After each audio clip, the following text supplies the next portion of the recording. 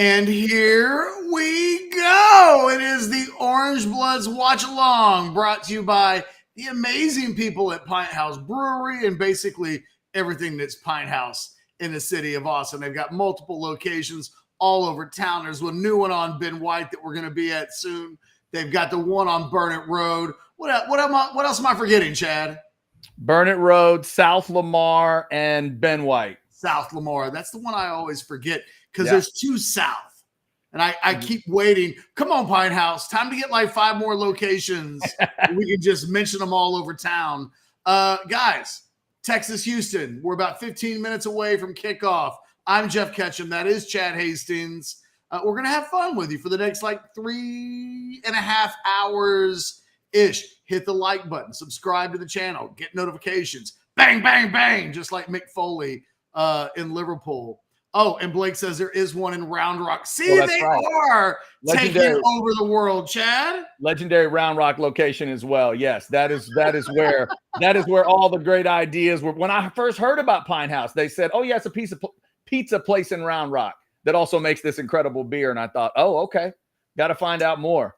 And I certainly did. By the way, I'm ready today, Catch. I'm ready with my beer. I just want to point out to the folks, sometimes when you consider the tools themselves, it tells you something about the craftsman. Look at this, Catch. Look at this can. I want you to ask yourself a question. Would they actually craft a can this beautiful and put a beer that's bad inside of it? No.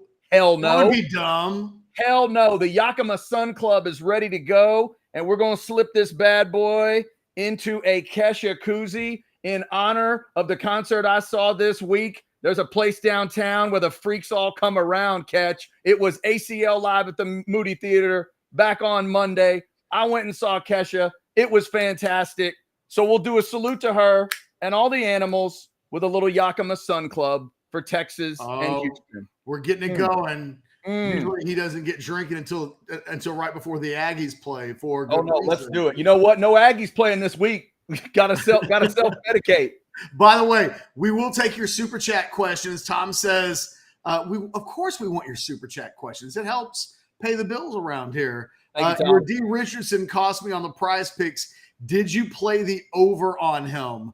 I did not. Chalk that up into like random comments that I like entries that I thought might be good that I didn't end up playing. Like, I don't know how there are tiers. Okay. There are suggestions. Now, key me into that one, Catch. Who's D. Richardson? I don't get the reference. The Baylor starting running back. Okay. Dominic Richardson. His Prize Picks numbers was like 43.5. He didn't go over? Man, they didn't run the ball at all in the first half. Oh, my God. How did they beat them 32-29 on the road? I still haven't figured it out. They beat him 32-29 on the road, and that man didn't get 50 on the ground? At one point, Cincinnati had like 22 carries and Baylor had 3. At least that's what the ESPN stat. No, I did not play Richardson, but I kept an eye on that. You should have played Marvin Harrison's receiving yards. I tried to tell you guys he was going to bust that one on Prize Picks and then some, and he did. Hey, we'll get into all of this stuff. Lots of stuff to get into. We should talk a little bit of injuries, though, leading up to the game, Texas and Houston. We're probably about 15 minutes away from kickoff. They're live on Fox. If you want to time us up, sync the show with the game, new issue. We can't do it. We can only be us. That's right. I'm going to be ahead of Catch. I'm going to be ahead of Catch probably. Then we got to slow me down, and then all y'all got to meet both of us. So it's a double slowdown. It's like dating in modern 2023. Takes both sides. Oh, yeah. To like engage and give a little. Yeah, that missile doesn't fire if you don't turn both keys. You took the words right out of my mouth. Right? And you just started drinking. Exactly. Ryan Watts. So here's what we got. Steve Sarkisian said early on today on the Longhorn Network, Jake Majors is available to play. I think Beautiful. The assumption is he will start at center if he's available. Obviously, keep an eye on that. But, I mean, Sark made the announcement in such a way that it makes it sound like he's good to go. And, look, the initial reporting on that by one of our old peers, Chip Brown was that was going to be an 8-week injury, a 6 to 8 week injury. My sources last week told me it's not going to be 6 to 8, but it does look like it's going to be a multiple week injury. But the person that I spoke to was really tight-lipped about it. Said, it's not going to be that long, but it's probably going to be multi-week. In the end, Jake Majors is in the lineup today. So whatever the issue was with that ankle, couldn't have been a high ankle sprain because he's available today. Also available today, Ryan Watts. However, everything that I've seen from Watts from the reporting in Houston is that he is suited up, but not real active in DB drills before the game, kind of moving around gingerly.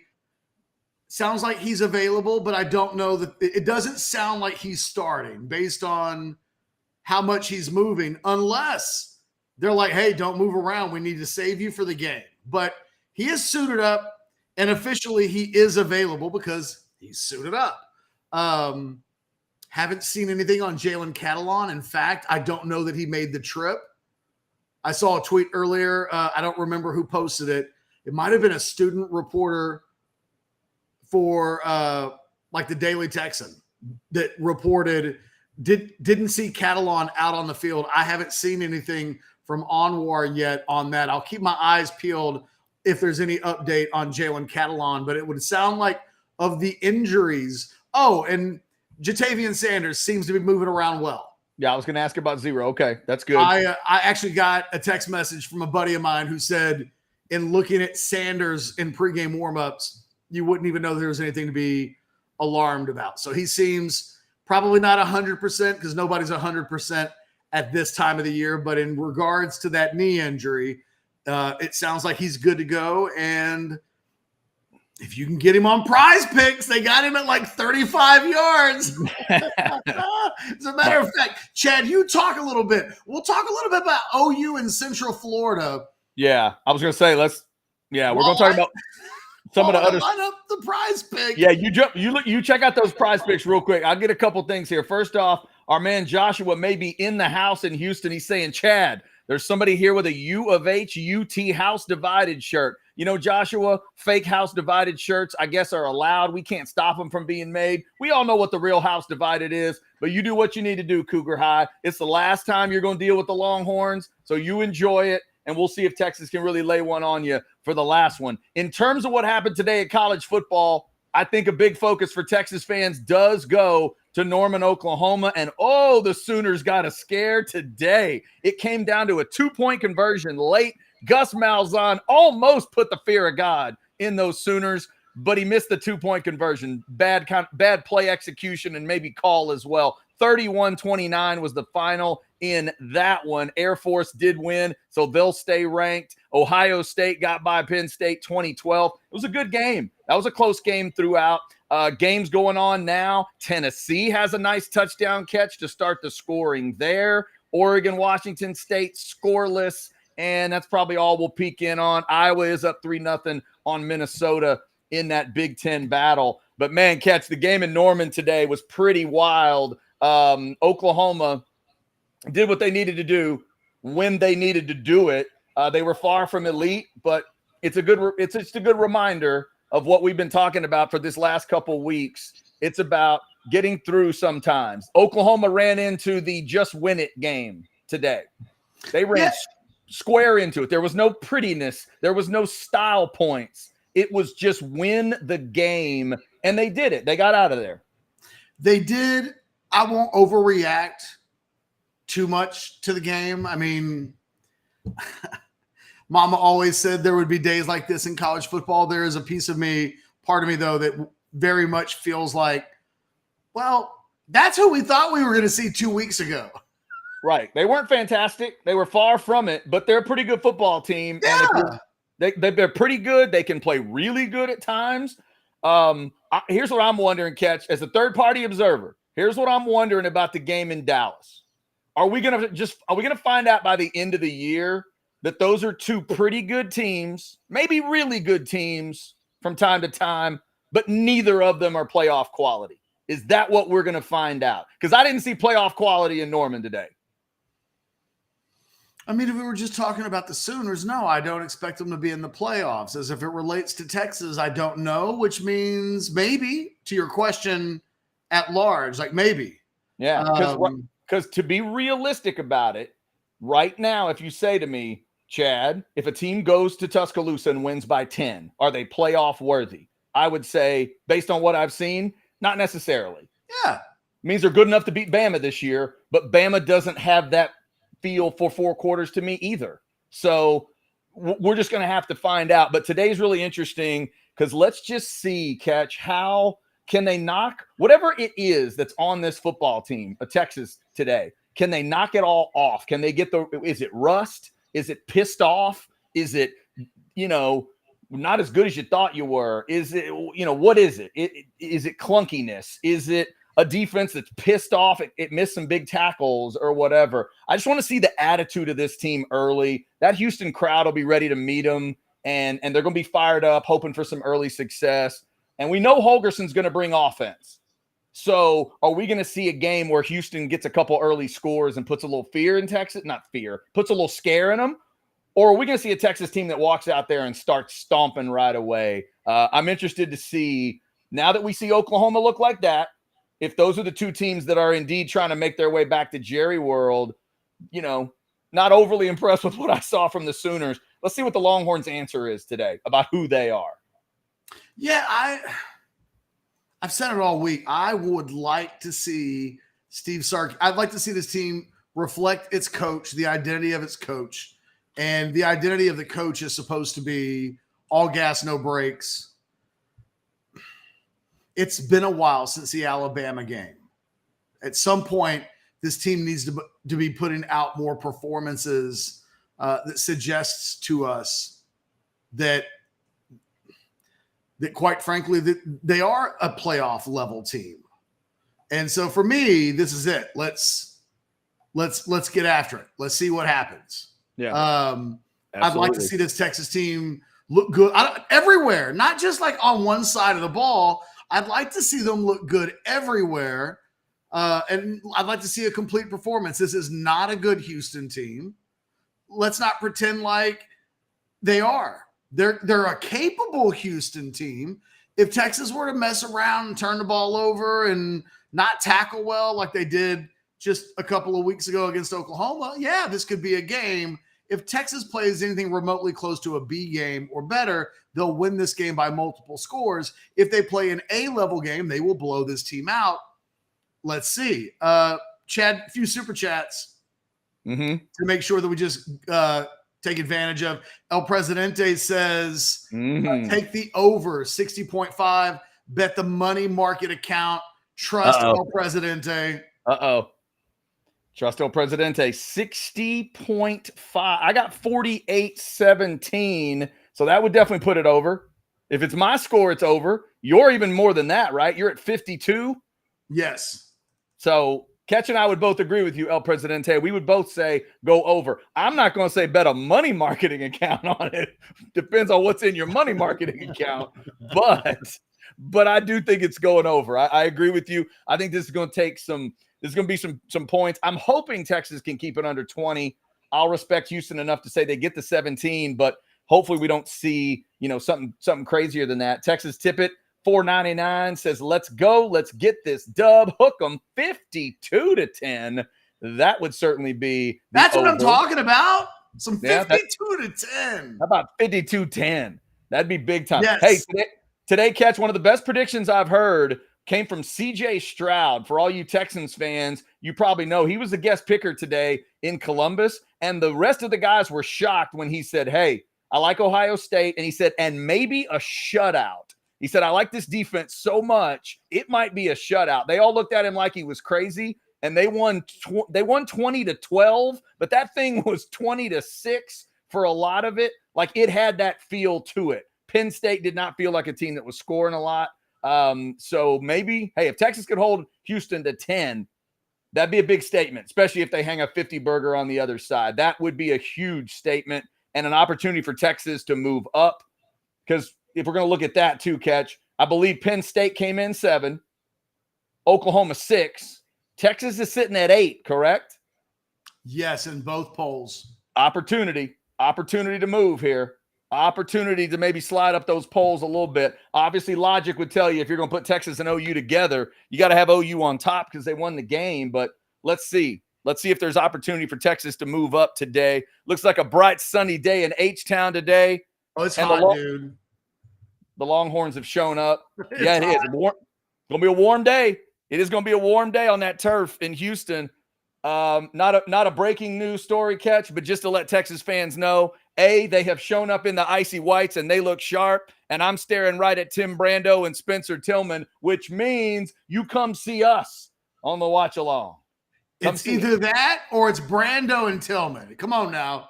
Come see us. In fact, I'll even agree to this. How about we'll go 80-20, us, Craig Way. Just a little Craig Way every once in a while. Never hurt anybody. We love Craig Way. Shout out to C-Way. You little Craig Way, mix it in, then come hang with us on the watch along. It'll be great. You'll love it. By the way, Jamie says Aggie buy, so we don't have to talk about them being gassed in the fourth quarter today. That's correct, Jamie. You're right. Hey, you know what, Jamie? How dare you? First off, I didn't give that score update. Now, Catch, Idle has sacked the Aggies twice today, but they have established a lead. They've held that lead. I think the Aggies are going to get by Idle today. So how dare all of you? All right? Stop it. It's like the spring game. Got to put that one in the W column. Hey, you know what? But the way they're playing right now, by the end of the day, I might claim 5-3. Squeak by Idle. Hey, Texas Tech played Tarleton, or Abilene Christian or somebody earlier. I was looking at their schedule earlier. Yep. You count them all when you're trying to get the bowl eligibility. Yes. Texas Tippett says if Oklahoma drops the Bedlam game, does that hurt us? It doesn't help. I mean, that's the part I don't know. I'm not sure if I worry about that stuff too much, Catch. I mean, the idea now, I mean, I get why the question is asked. You're thinking about resumes. You're thinking about, about getting there. We got 6 games till that possible game. I just think everybody's got to stop worrying about that part. Like the notion that this Texas team absolutely is getting to Jerry World with 1 loss and a chance to avenge the Sooner thing. I just don't know. Okay, well, that's not what he asked, though. And we got to see we got to see it develop. But the question is, if Oklahoma drops the Bedlam game, does that hurt us? Yeah, like you need Oklahoma to be, I think, as good as they can be. Yeah. If see, this is the part that you're talking about. Right. If you get to a point way at the end of the season where all that stuff matters, then you need Oklahoma to be as good as possible. Right. It's all of right. Because that's going to be late season pageant math. If you are as good as you can look walking across the stage, you want to make sure that when you get that victory, that you're beating like a smoking hot Miss California. You're not beating like that's sweet Miss Delaware. Because you're trying to get into Miss Universe. Exactly, because you're trying to go for a big dog. You're trying to go at that next level. Exactly. You're trying to be, is it Miss USA that goes to Miss Universe or Miss America that goes to Miss Universe? It's Miss America. I'm not a pageant guy. I don't know that specifically, but whichever it is, you know what we're talking about. And also remember, Bedlam is in Stillwater. Now, technically they would have lost on the road. That's a little bit better. But Catch, that Oklahoma State team does not have a good level of respect right now. They've already lost too many games. So, yeah. I get the question. Playing now. Better. No, they are. They're dangerous. I'd be glad if I'm a Texas fan. It's a dangerous game this year because of all of the stuff attached to games this year. I mean, hey, if you're a Texas fan, how glad are you you're not playing Oklahoma State, and how glad are you don't have to go to Stillwater? Catch, how many bad calls are there going to be in Bedlam this year? Think about it for a second.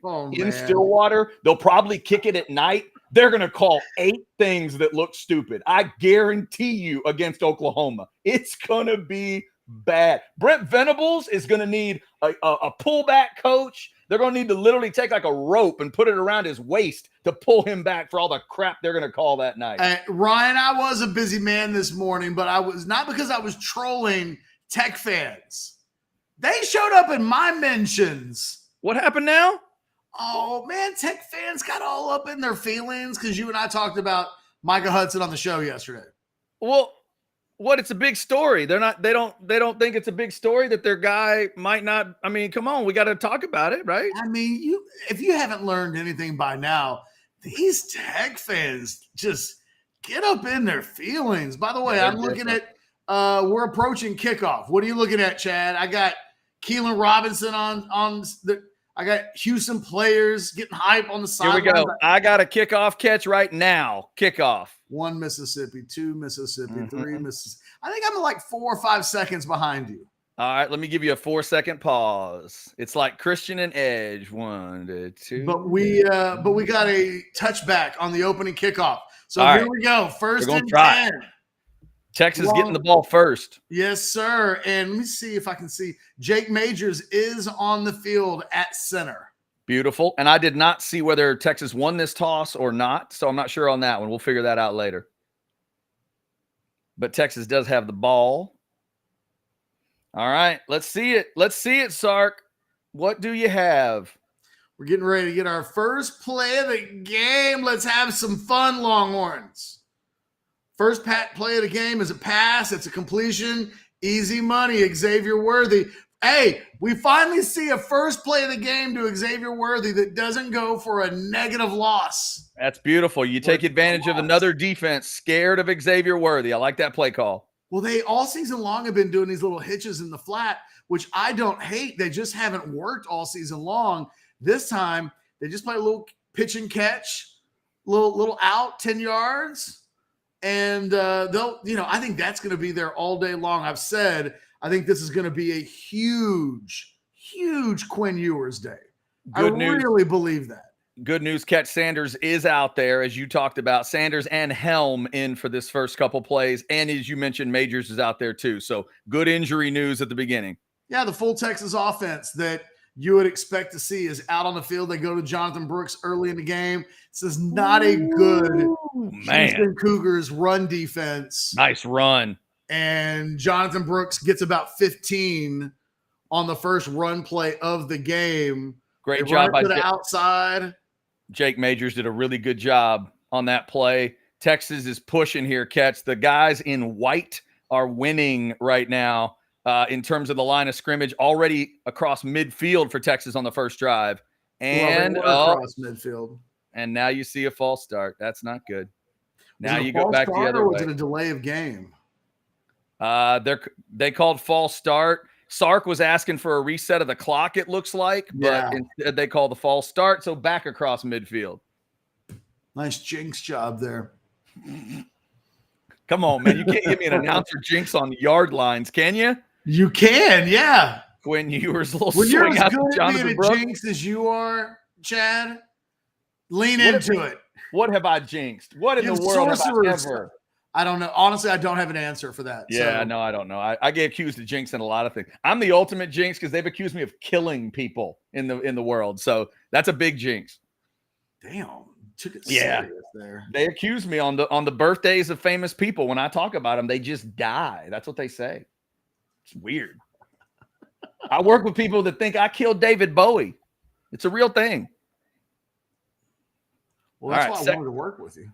Second and 12. That's why you wanted to see what it was all about. I was like, I want to work with the man that killed Bowie. Come on, man. He didn't kill people when we worked together, but let's see. Now that he's got the magic, let's see what's going on. Well, we killed Michael Jackson. Yes, that's right. You and I did do that. A little inside handoff to Jonathan Brooks, creating a third down, and this is a little bit long here. Catch 3rd and 8. 3rd and 8 action here. Longhorns will, not the down. The penalty gets them exactly where they don't want to be. They run a little screen pass to Brooks. Jonathan he got Brooks. it based on the spot. Yeah, I think he got there. That's a really good job by Brooks, man. That's a little Bijan spice on that play, Catch. He looked like he was about to fall, kept his balance. Really good job of continuing to move forward while being hit there. Well, they've done a good job in this drive so far, getting Brooks involved in the passing game and the run game. It's so interesting to think back early in the season. He has a couple of drops. He has a couple of balls where the Ewers, you think they should have been touchdowns. They end up not being touchdowns.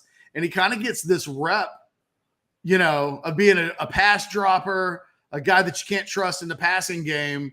And in reality, he's become a big part as a multi-purpose back, as good as he's been in running the football. And as much as we think he's probably got a 100-yard game in him today, the stuff that he's been able to do in the passing game has really elevated this offense almost every bit as much as what he's been able to do on the ground. Oof. Ladies and gentlemen, so far, this Texas offense is pushing Houston around. 115 pass defense, 95 rush defense, 113 total defense. So far, Catch, it's matching the numbers. They are getting. DJ Baxter got in the game on the last play. Yeah. We're looking at a 3rd and 2, obvious 4-down territory for the Longhorns at this point, unless they take a sack in this situation. This doesn't need to be fancy. I wouldn't be surprised if this is a run play, knowing that he's probably thinking they've got 2 downs to get this. Nope. They do a little RPO. Wow. And pass gets knocked down at the line of scrimmage. I don't like that. The play was wide open. Yeah. But, and it was going to be a pretty basic little play. They were trying to set up something real simple on the outside. And, there's a good play by the defender. That's just a good play. Sometimes the other team makes good plays. Yeah, it happens. Now we're looking at a 4th and 2. And now what Texas does here on offense, they've got Brooks in the backfield, trips to the right. Now they're moving Brooks around a little bit. Houston in 7 men in the box. And they run it to Worthy, and he picks it up real easily. There it is. Woo! And a lot of big chunk down the sideline to go with it. Nice job by one. We got some helmets colliding after the play. Little trash talk. I thought we might even see 15 yards there with a late little butt of heads to Worthy and one of the U of H defenders. He's so good. If I'm going to give advice to the Houston defense, it would be don't make number 1 mad. I mean, that's the last guy I'd probably try to put a little extra edge on in a game like this, because so far, Worthy's getting anything he wants. 1st and 10 at the 14. Longhorns go play action. Ewers into the end zone. Simple as that. Ooh, look at that. Nice footwork. Simple as that. Adonai Mitchell, excuse me. My screen blinked on me there for a second. It was Adonai Mitchell with the touchdown. Chad, literally as the ball was arriving at his hands, my screen went black. So there's no level of excitement on the touchdown. I said simple as that because I literally didn't know what happened. So I thought, well, that'll cover all my bases. All right. So Catch, you know how that when they talk about at the combine, when they're going through DB workouts, they're talking about turning your hips, right? We're all familiar with that phrasing, turning your hips as a DB. I'm not going to say the young man's name because I don't want to be too mean, but that might be the worst job of turning hips I have ever seen in my life. That dude was peeking inside, and when Adonai Mitchell turned it back outside, he remained 8 yards from Mitchell until he caught it. It was horrible defensive technique. And Adonai Mitchell, all he had to do, the only issue on that play Catch was Ewers going to throw him out of bounds. That was it. And once he caught the ball, he was able to dot the feet. He actually got 2 feet in, I think, on that. That's a great play. Great first drive from Texas. And Houston's defense better adjust quickly. Dude, you said it. What a drive for the Longhorns there. 11 plays, 75 yards, 4 minutes, 58 seconds. Ewers goes 7 of 8 for 61 yards in the touchdown. That's an 88% completion percentage. It's a 192.8 rating on the drive. They get a little bit of Brooks rush in there, 15 yards on the ground, but he gives them 11 as a receiver. Mitchell catches a ball. Worthy catches a couple of balls. It was, other than the penalty, it really was almost a perfect drive. I think they only went to how many third downs? There were 2 third downs on the drive. There was that initial 3rd and 2, and then there was the 3rd and 8. But a lot to feel good about if you're Texas coming off the field. If you're the offense, you kind of had your way there on that first drive. Absolutely. First off, 192.8 on a passer rating. I think that's pretty good, Catch. That was Bobby Lane's career passer rating, right? 192.8. Is that what it was? Yes. In the old days, right? They just completed every pass. Okay. So here's the thing, though. What'll be interesting is this is the perfect start, obviously, from the offensive perspective. But now let's see this Texas defense and how they answer. Because you know what the worst news would be, Catch?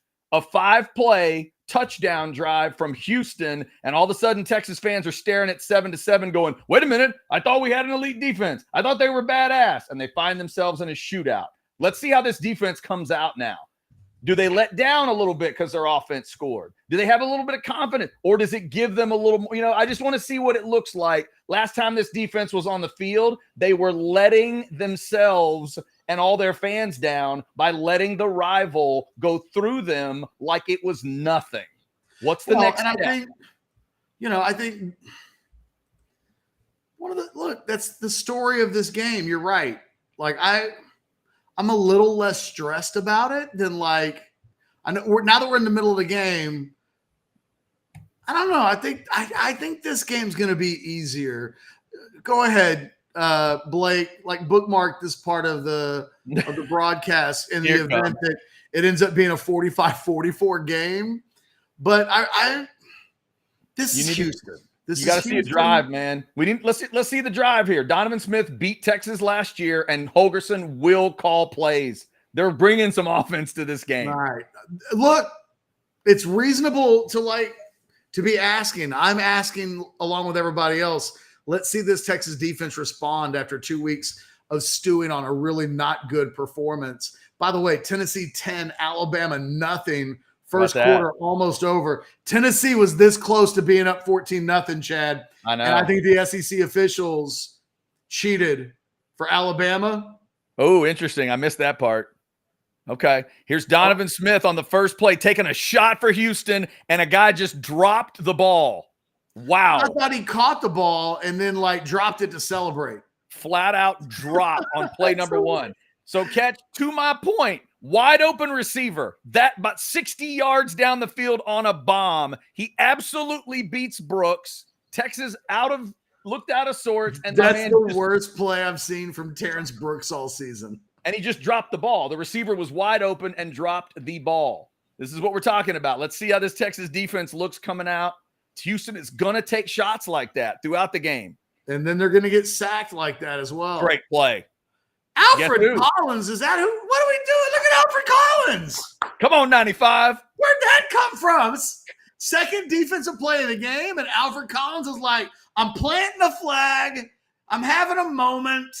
NFL draft, circle this play when I'm drafted in the 5th round next year. Hey, one last time to play Houston. Captain, get off the bus, gets it done. 95 with a big play. There's a flag down here. Let's see what they're calling. Oh, an offensive. Was that offensive face mask? Maybe a hands to the face kind of a thing? Yeah, I think he indicated a face mask. I think that's so. It's going to be an offensive lineman just getting the face, hands up too high, maybe. I see it. I don't know that I would call that, but whatever. By the way, we have a Jalen Milroe turnover in the Alabama game. Tennessee now 1st and 10 at the Alabama 23. How about that? They're about to put a hammer on Alabama if the Tide aren't careful. Meanwhile, that's in Tuscaloosa. Woo! Longhorns get a 3 and out. Donovan Smith forced to just kind of run out of bounds. Yep. Nothing there, I guess. For a second, I had my eye on this Tennessee-Alabama game. But Houston is going to punt. 3 and out for the Longhorns. They come away with a sack. What a weird first 3 and out. Yeah, that's bizarre, yeah. 50-yard bomb just flat out dropped by a receiver. Then you get a sack. Now it's 3 and out. Houston punting. Longhorns in a position, 9:02 left in the first quarter. Yeah, and now, now you got a real opportunity, obviously, to try to go. You'd love to go make it 14-0, start putting some pressure on. We'll see what the Texas offense looks like here. First off, let's see with this kind of field position, let's see if Worthy can do something in a punt return here. That's obviously a way to shut up a home crowd. I was going to say, I think Texas fans would just settle for him not letting the ball bounce and like roll 20 yards or fielding the ball at the 5. Texas fans have been real bitchy about the punt return game in recent weeks. Yeah. The only thing I'll bitch about there is the dancing. He just, he made the catch nice, but then he just kind of danced a little too much. Worthy just needs to make a decision and go. I'm okay with a little bit of patience there. I do think he was probably surprised. Oh! 3rd and 10, and Tennessee's got a wide open touchdown in the back of the end zone, and it's just an overthrow. So they're going to end up having to settle for a field goal here. God, he had 2 receivers he could have thrown touchdowns to. Oh, that's a good play design. Yeah, that guy's got to make a catch for Milton there. It's like that guy from the Saints. Oh, yeah, like Moreau. I will say asking that particular tight end to make that catch, maybe it's a little unfair. But is that a drop? Because we've had these conversations all year with Texas wide receivers. I don't know if Pro Football Focus would call that. I don't know. I don't know how they judge. I don't know either. What a drop is. I'm gonna say yes. Not knowing exactly who that tight end is, I'm gonna say that's a drop. You would think he's. I don't know. I kind of think it was an overthrow. But he did ask that dude to turn. He got his fingertips on it. He asked him to turn all the way around and then go against the body on that throw. It's not like what the Houston guy did.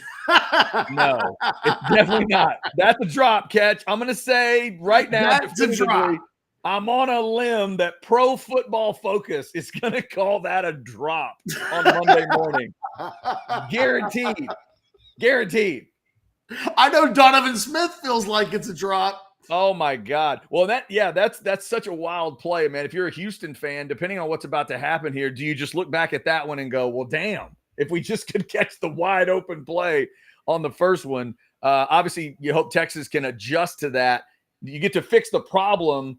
What do they always say? It's better to coach through your problems after a win. Well, in this case, it's like it's better to deal with your horrible DB play if they drop the ball. So now you can adjust to that. We'll see how Houston wants to come out and attack Texas the next time. But big drive coming here for the offense. Catch that first drive. They got everything they wanted. Texas offensive line looked good. Push looked good.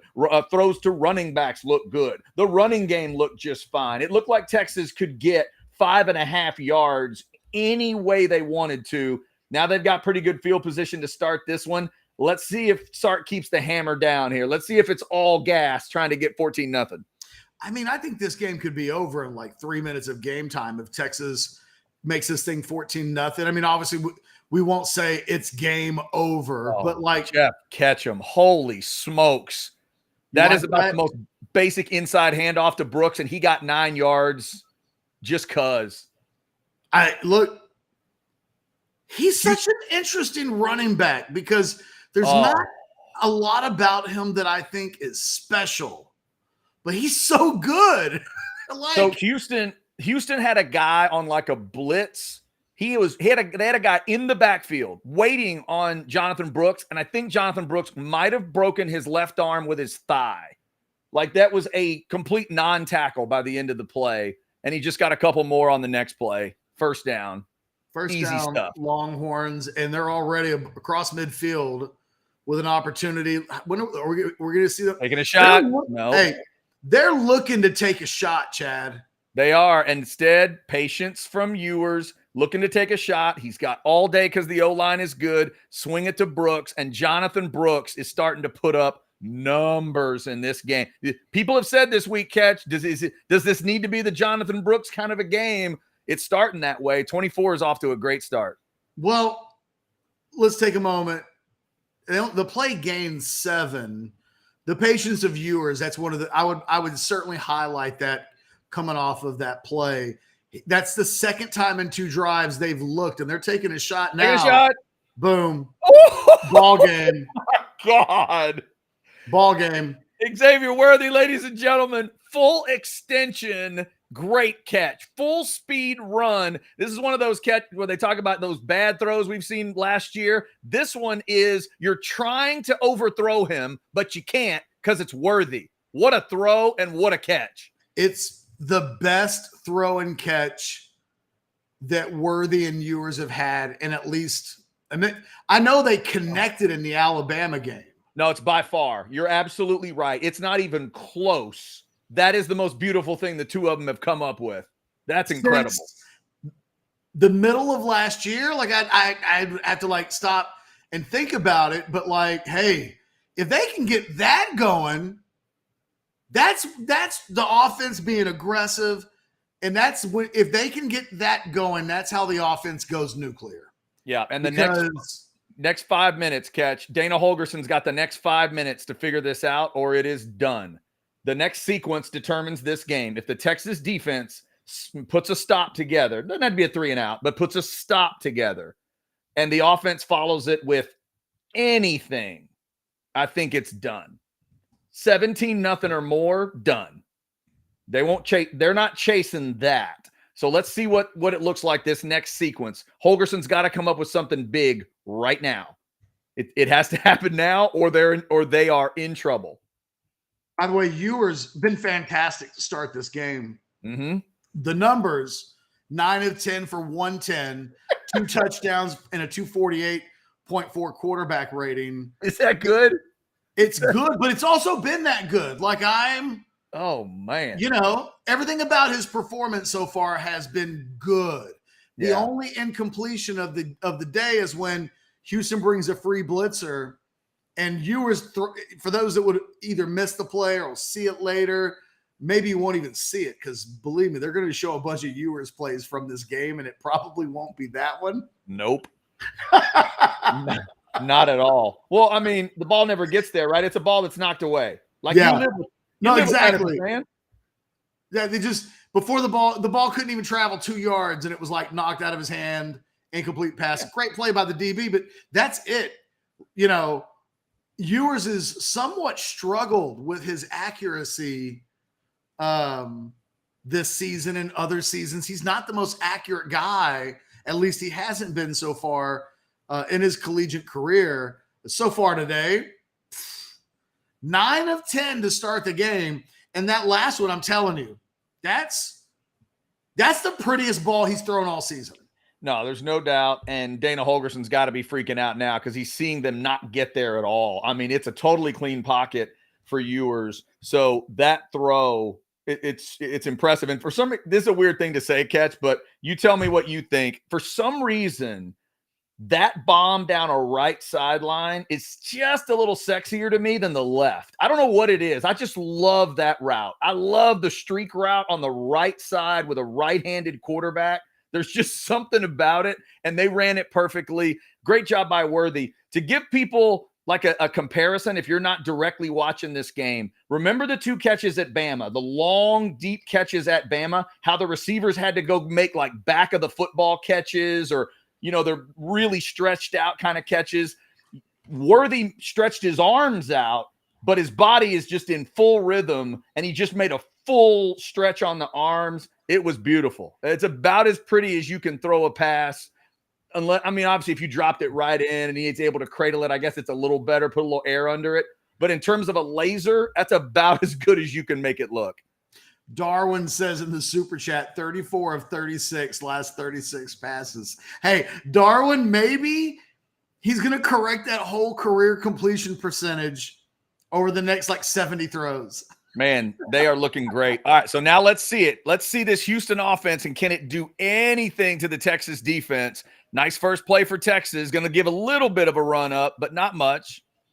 A lot of young guys in on that tackle. Ethan Burt, Anthony Hill and Devondre Sweat, not a young guy, but also in there as well. I would advise Houston, just, hey, man, if you guys are listening, probably don't run towards him. Yeah, now I did get 4 yards, so not a bad play. 2nd and 6 here. Let's see if Devondre Sweat can continue to be impactful along with Hill, because those are 2 guys that kind of had their on and off moments, obviously, against OU. It's been a Vernon Broughton start to this game at defensive tackle next to Sweat. Did they complete that ball on the outside? Maybe they're calling I don't think so. They're calling it 3rd and 6, it looks like. For a second, I just thought that was great pressure flushing Smith, but they look like he almost completed that ball, but it was incomplete. Put some respect on Gavin Holmes' name for everybody for the last 2 weeks who slandered that man. Yeah, clear completion. Good job. Great. Yeah, that's a great job by Holmes, because once the ball's getting there, he can throw him into the seats if he wants to, and he did exactly that. So it's 3rd and 6. Houston, look, I think this game's over, but we're midway through the first quarter, and Houston is on the verge of being out of this game before the first quarter is over. We might even just let you get, this thing just gets ugly, Chad. We'll get to like 5:30 and just go see Chris Stapleton. Hey, you know what? I would love it to be that story. I definitely would. I do have that on the old agenda tonight. I'm hoping to do it after a big Texas win, and then go check out Mr. Stapleton. They're hitting a commercial break here before this 3rd down. Dana Holgerson knows he needs a timeout to think about it. By the way, Catch, we give Pinthouse their love. See it at the top of the screen there, $2 off pints when you wear your UT gear to a Texas game at Pinthouse locations. Also, remember, tomorrow on an NFL Sunday, here's what they do for you. You go to any Pinthouse location, they'll go $4 off pitchers while NFL's going on. How about that? Yeah, they're your QR codes. You can scan for a menu. You can scan for the Jolly Rogers program. So think about this. Whether you love your Cowboys, like Ketch and I do, or you love your Texans, they're both off this week. No pressure. Your team ain't going to lose. Go on out there tomorrow. Find yourself a Pinthouse. Have some of the glorious beer. Have some of the glorious pizza, and get $4 off pitchers. Not a bad plan. I got another plan for you. I got the Yakima Sun Club going for the watch-along. And I got an electric jellyfish plan for Mr. Stapleton, because Catch, I can't think of a better way to spend an evening than hanging at the Moody Center, listening to Mr. Stapleton sing some of my favorites with an electric jellyfish flowing through my veins. That's what I'm going to be doing tonight. That sounds a hell of a lot better than watching an A&M game tonight. I think you might be right. I mean, there are worse ways to spend a Saturday in October in Austin, Texas, and Chad displayed that last weekend, as a matter of fact. Well, no, you weren't. Where were you last weekend? Last weekend we went out of town. You went back home to watch the game. Went to hang with the folks and my niece, and the 4 of us just sat there and got pissed off together. Scores around the country while we wait for the game to come back from TV break. Washington State 3, Oregon 3, second quarter score in Eugene. That's okay. Weirdly competitive. I know, look, Washington State we thought was pretty good. And then last week we thought they weren't good. And now maybe this week they're back to respectability. I'm not sure, but it's early in that game. It's 3-3. Yep. 13-0 Tennessee over Bama. Missouri up 14-0 early on South Carolina. Tell you what, up 13-0. Iowa, Minnesota in that 3-3 barn burner that we expected Minnesota and Iowa to be all week long. Second quarter, 3-3. Man, I'll tell you what, Catch, Texas fans do not want to hear this on the recruiting front, but feels like if Missouri's play is going to affect, in addition to the other stuff, but if Missouri's play is going to affect the Ryan Wingo thing, Wednesday might be an easy choice for him. They are playing good football. All right, here we are back to action. Very nice. Donovan Smith and Houston, they had a pretty good play design there, a little drag route across the field, and Smith just missed it. The receiver was fairly open here, more than fairly. The receiver's open. He just throws it behind him, Catch. Ball's on the ground. Houston's about to have to punt, and look out. This is this is Katie bar the door possibilities coming here pretty quick for Dana Holgerson. I think that you're right. That was an inaccurate throw. Ugh. But Keaton Crawford hasn't had a lot of really good plays in coverage. So even though he was beaten on the play, he does contribute to the breakup of that play. Yeah. It's a shout out for Keaton Crawford, because it feels like, look, the last time we mentioned Keaton Crawford's name in coverage was the Kansas game. Right. Exactly. Yeah. So, you know what? He's back on the field. He didn't get burned. Attaboy. Well, and the other thing here is if you're Houston, you're thinking, okay, wide open receiver just drops a ball. This one, the guy's open on a big third down, and you just don't throw it to the window at all. That's hitting the side of the house about 2 feet short of the window. It hit his hand, but so what? That ain't a drop. I know that one for sure, Catch. That is not a drop. That's a bad throw. So now let's see if attack mode happens for Texas just outside the 25 on the 27 here. Let's see what this drive looks like. Jonathan Brooks on the first play. That's the first play of this game where Houston has not let Texas get yardage. Well, that's one way to look at it. I mean, we got to look for the basics, Catch. It is the first time that Houston has done anything in terms of pushing Texas back. One of the defensive linemen does a great job. Christian Jones, in fact, could probably get called for holding on that play. He still got beat, and they made the tackle. So first negative play for Texas. It's actually a no yardage play, 2nd and 10. Well, it's rare when Christian Jones is in a situation where it's kind of like mall versus mall. 2 big old bears just bearing at each other. And that time on first down, he lost the bear maul. Yeah, he big did. Dude from Houston got across his shoulders. They run it back to Brooks on 2nd down. It's very quickly, 3rd and 9. Houston with an opportunity to just stop the bleeding if they can get a stop on this play. I'm still kind of shook up by Christian Jones getting bear mauled. I know. We'll see if he can recover. I hadn't seen that. It'd been a while since I just seen Christian Jones get bear mauled. Yeah, no, that was rough. That was a rough play. Let's see what 3rd and 9 looks like. This is a big chance for Houston, like you said, just to calm it down. Roll out for Ewers. Is he going to try to get it with his feet? He is, but he's not going to get there. Quinn Ewers kind of got caught between ideas, and once he tucked the ball, there was a Houston defender out there, and he couldn't quite get there. Now Catch, 4th and 3. What do you do if you're Sark? You got a punt here? Well, yeah, you're inside your own 40. Okay. I'm just asking because I just watched Dan Lanning last week break all the rules, and Sark likes to talk about all gas. I just want to check. There wasn't really anything there for Ewers. I don't really want to nitpick him. By the way, he did get kind of tackled by the head there. I guess that's legal, but yeah, I didn't. If he's behind the pocket and somebody does that, well, okay. Texas does punt and gives up an okay return on the other side. Houston will be up around their own 30 for this next drive. So Dana Holgorsen able to at least calm it down with a little bit of defense there. That was not a great offensive drive for Texas, Catch. Again, the first drive where looks like Houston's made a little bit of an adjustment where, we're starting to see that defensive line show up. And they did for 2 plays. The play where we talked about Christian Jones getting beat for a tackle to tackle the running back. And then the next play, there was another bit of penetration allowed on the opposite side. And that's what created that 3rd and long. There were 3 missed. The Joneses said 3 missed tackles on that play. He's right. That's exactly what happened. There were 3 missed tackles on that play.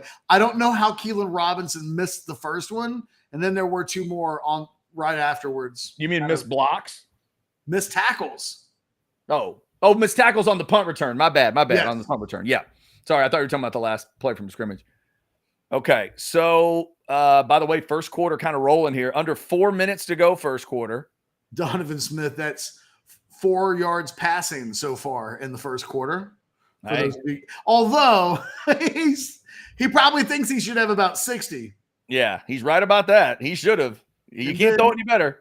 And he might have had more if he had thrown a better ball on the 3rd down beforehand.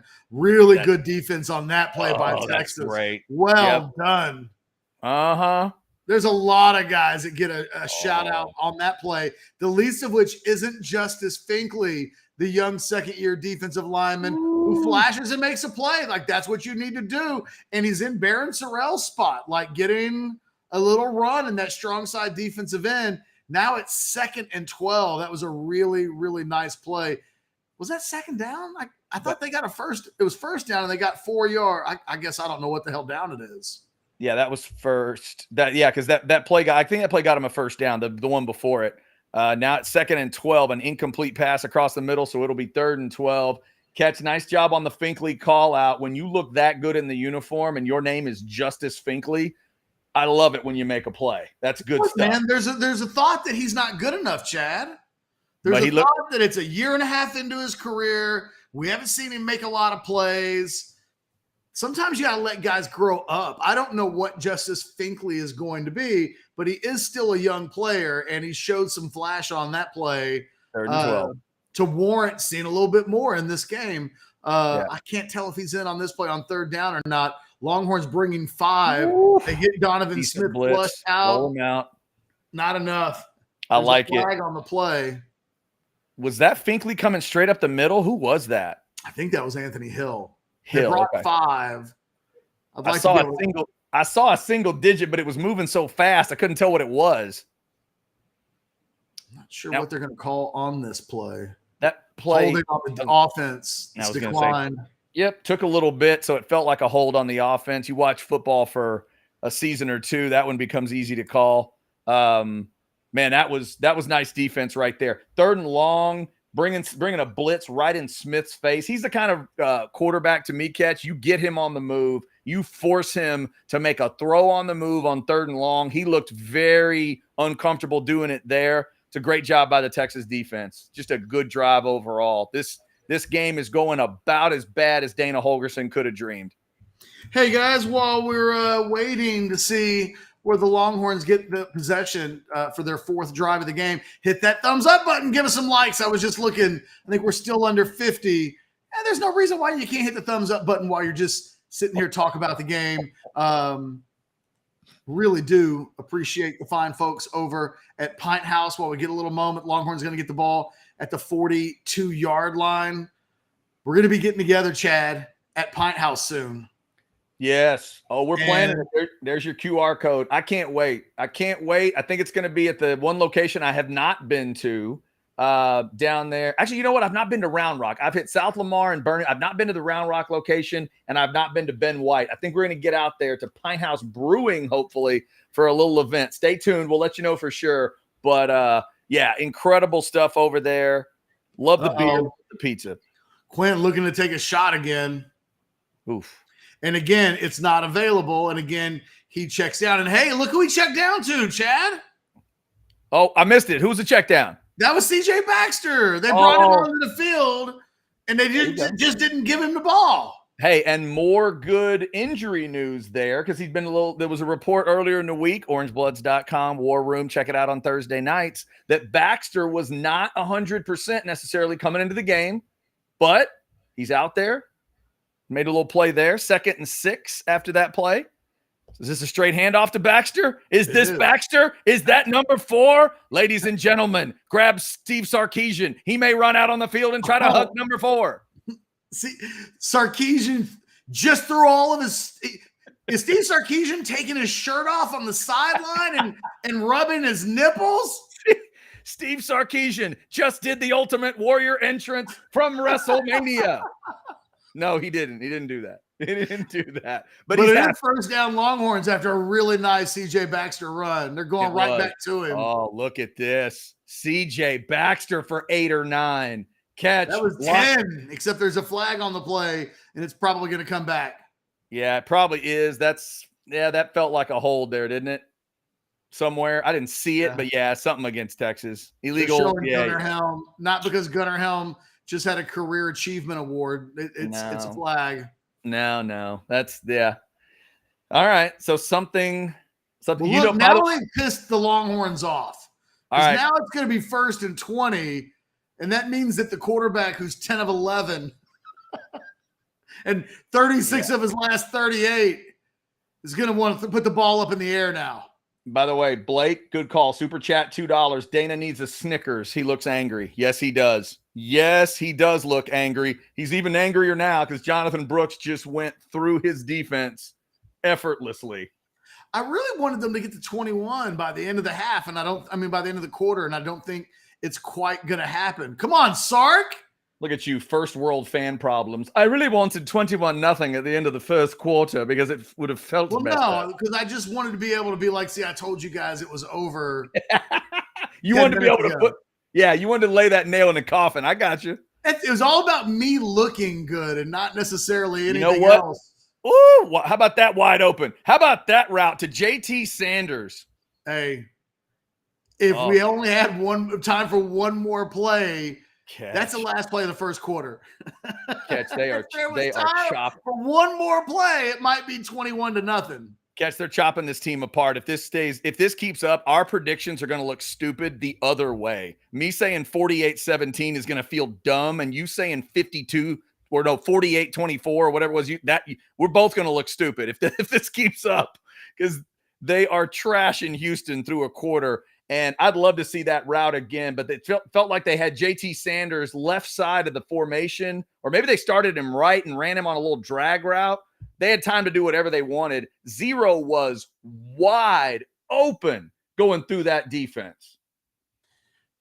Let's look at some first quarter stats. This Quinn Ewers, that's as good as any quarter he's had in his entire career. 11 of 12, $137, 2 touchdowns, 92% completion percentage, a 240, 2.6 rating. Stellar stuff. Yeah. This is doing what you're supposed to do, Catch, to a terrible defense. You're making them look terrible. It's what they're supposed to do. Longhorns get 61 yards rushing in the first quarter, which means they're on pace for 244. Jonathan Brooks, 40 yards rushing in the first quarter. He's not going to get 4 quarters of play. Just so that everybody knows. And if you're doing all stuff on Prize Picks, the thing that scares you, I think, at this point is you wouldn't expect the starters at this point. It's playing time. Yeah. They're going to play 2.5 quarters. We may see Arch Manning throw a ball today. Yeah. Oh, yes, you might. That's a good point. Speaking of throwing a ball, Catch, Jalen Milroe just threw one for a touchdown. Let's keep in mind that Tennessee had to settle for those field goals. It's about to be 13-7 in Tuscaloosa, and maybe Tennessee fans will look back and say what could have been. Now, maybe they go on to thrash Alabama, but 13-7 here, it's going to feel like Alabama can breathe a little bit, and we'll see what the rest of that game is. This is 7 minutes, second quarter, 13-7. Tennessee. Obviously, if you're a Texas fan, you'd like for Bama's resume to continue to be pretty badass until they face Georgia, theoretically. So we'll keep an eye on that one with Bama and Tennessee. By the way, just to update everybody on Prize Pick stuff, right? Mm-hmm. They had Quinn Ewers at 2.5 touchdown passes. He's at 2. Okay. First quarter. That was my best Quinn Ewers play of the week, Chad. That's right. You like that over on 2.5, right? I loved the 2. Remember, 3 straight games he'd only had 1 touchdown in. Mm-hmm. And it just felt like, okay. Here we go. They're playing a bad team. Yeah. He hasn't quite gone off in a few weeks. He may we'll see. I mean, honestly, the way they're moving the ball right now, it's hard to imagine that this drive doesn't end with them getting to 21 points. And it could be pick a player on the field. They could all end up taking a shot. No. Okay. If you had Gunnar Helm on your bingo card, he's not in the end zone, but he is the next person to catch a pass. That's his second catch of the day. You know what? Gunnar Helm's emerging as maybe the biggest surprise on offense, with all due respect to Jonathan Brooks. Oh, wow. They're just showing the replay catch of that Sanders route. Sanders was on the left side. I thought I saw that right. He was on the left side. He ran a little, what do they call that? Like a whip route. He ran a whip, little fake inside, ran it back to the outside. That's a great route for a tight end. They give the ball to Jonathan Brooks on a really good RPO in the sense that it was hard to tell. The ball handoff and fake there was so good. I wasn't quite sure who the hell had the ball. Ewers gave to Baxter there, sets up a 1st and goal.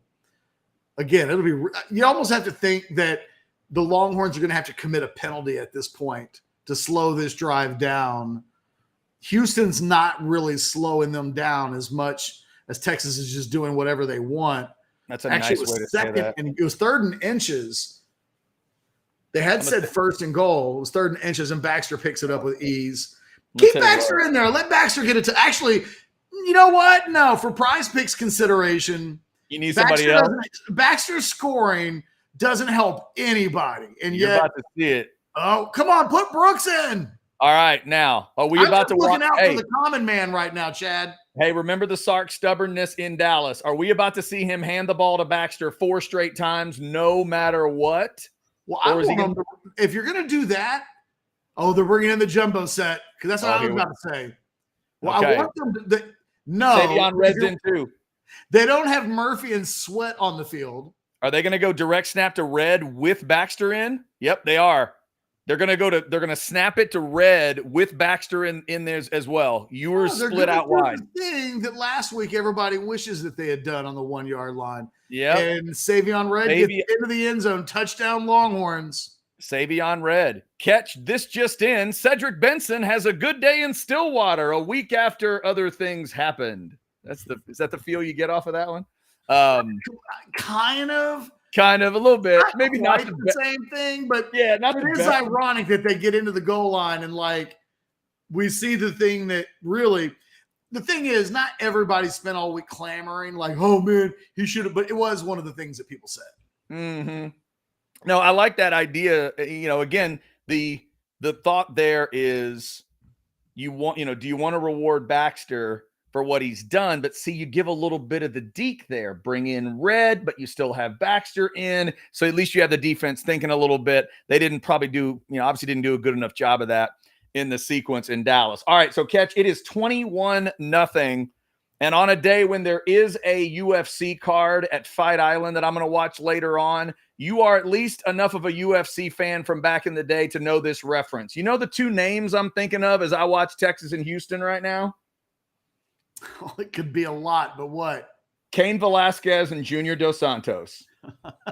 That's what I'm thinking about right now. The greatest whipping I've ever seen in the history of watching UFC for me was Junior Dos Santos, Cain Velasquez for the heavyweight title. I have never seen a lopsided victory quite like that one. I don't know if this will be that by the end, but so far, this is Texas as hammer, Houston as nail, and Texas can do whatever they want because Catch, they are doing the one thing in this game that they could not do in Dallas. They are controlling the line of scrimmage, period. They are blocking, they are tackling, and they are determining how this game is played. Do you want the UFC fight that came to my mind? What's that?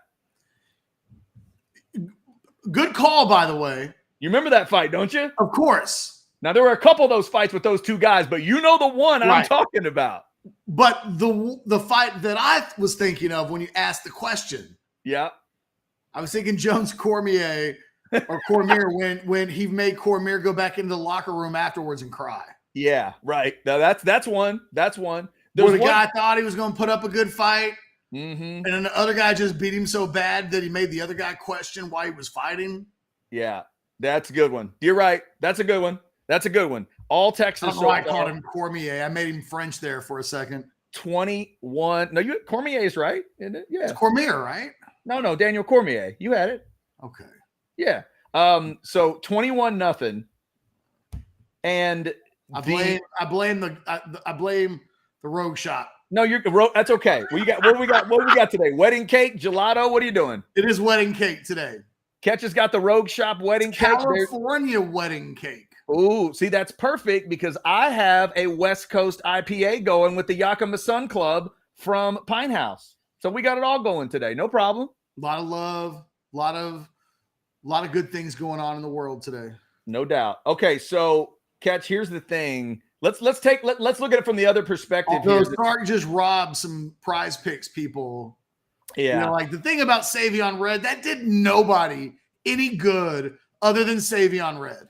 Right. And you think Sark should have been thinking of others, not just number 17. Man, when it's 14-0 about to be 21-0, you can start thinking about the people playing prize picks. You know what Sark might tell you is, hey, Catch, just hang around and watch. We're going to have some other prize pick opportunities today. It's 12:49 to go, bucko, in the second quarter. Right. Exactly. 13 minutes to go in this second quarter, and Texas just swarms a kick return. Not a great job on that punt return, but they just swallowed the kick return. Nice job there for Texas. Let's get some super chats. Come on, you know you want some super chats. Your team is looking great. Your team is the steamroller. Damn. And Houston is basic pavement.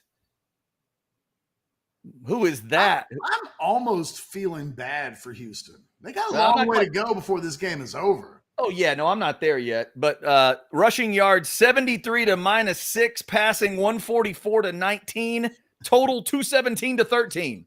First downs, 10 to 1. Sounds like a domination so far. Hey, at this point, Texas is doing what we ask that they do. Like that, it needs to be acknowledged. Yes, absolutely. Without giving any details, if you told either Chad or I yesterday, 12:37 to go, second quarter, 21-0 Texas, you're taking a whole lot of yes, sir, on that. Well, yeah, I mean, Catch, if you told me it was 21-0 at the half, I'd say Texas is doing what they need to do. We're talking 21-0 2 minutes into the second quarter. You said you wanted it at the end of the first quarter. It was effectively that.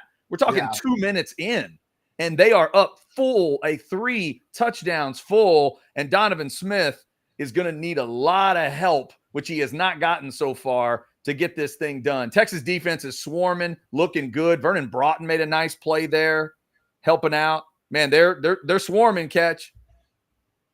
By the way, late second quarter, West Virginia 17, Oklahoma State 13. Okay. In the game between Big 12 teams that we don't really know what to make what they are. Yep. All you know there is that there is moonshine at the tailgates. That's all you know about that game for sure. Those folks are partying in Morgantown today. You know that. Oklahoma State people going up into the mountains and meeting West Virginia fans. Oh, they're solving the world's problems one bottle at a time, I guarantee you. Who'd they call offsides there? They got an offsides on Anthony Hill, who was a little too aggressive standing out there on the line. Oh, that was Justice Finkley, excuse me. Finkley. He lined up wrong? Offsides. Okay. Just jumped? No, was just standing offsides. He pulled the Cowboys, the Micah Parsons, DeMarcus Lawrence. I'm a badass, but I'm just going to line up offsides. Yes. By the way, Brett Bush coming off the field now. He's a captain for today's game. I don't want to.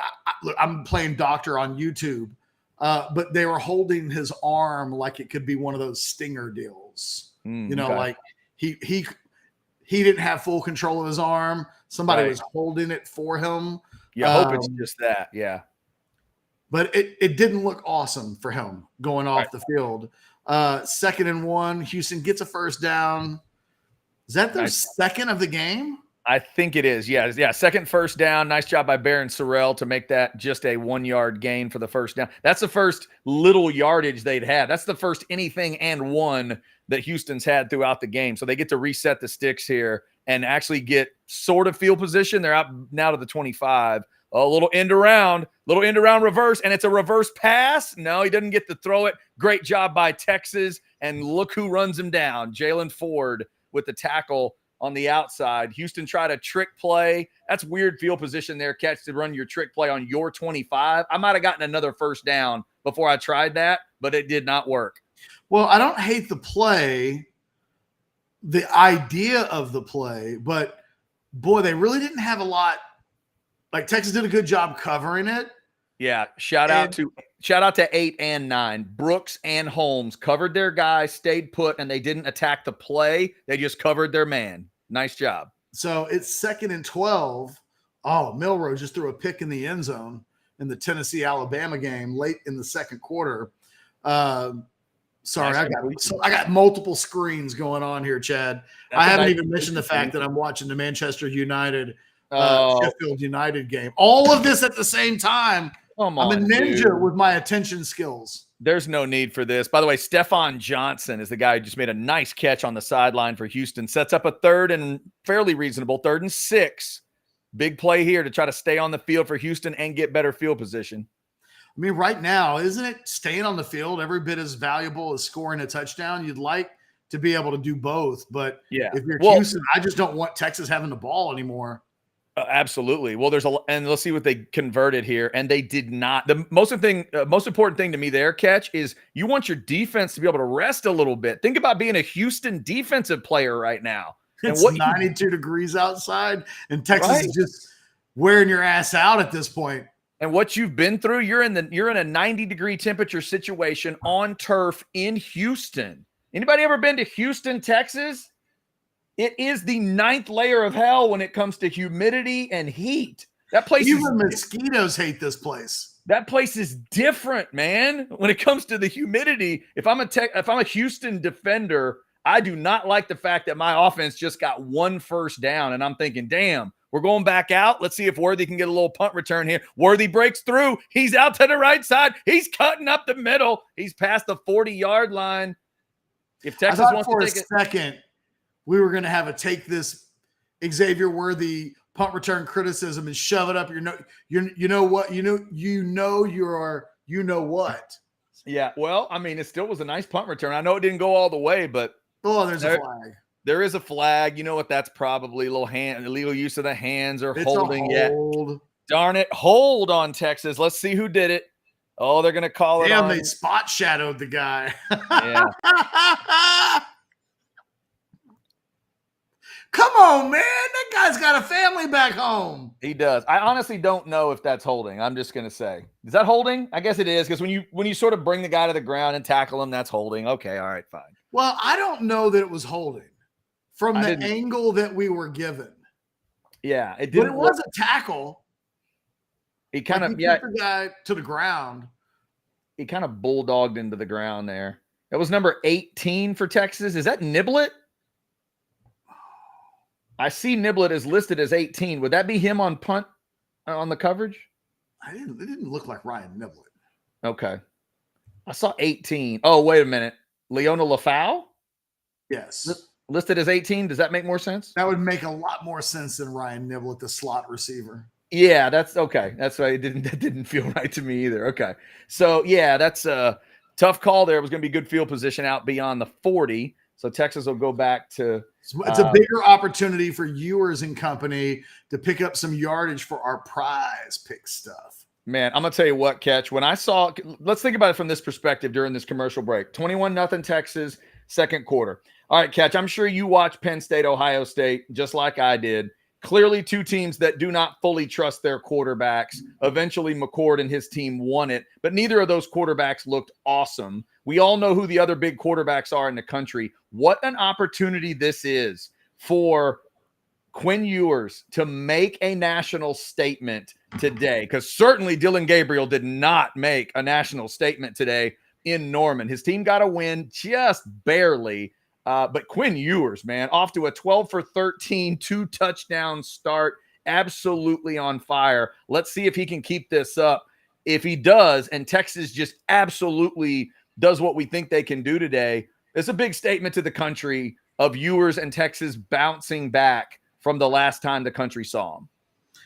I don't think the country is paying attention today, and I don't blame them.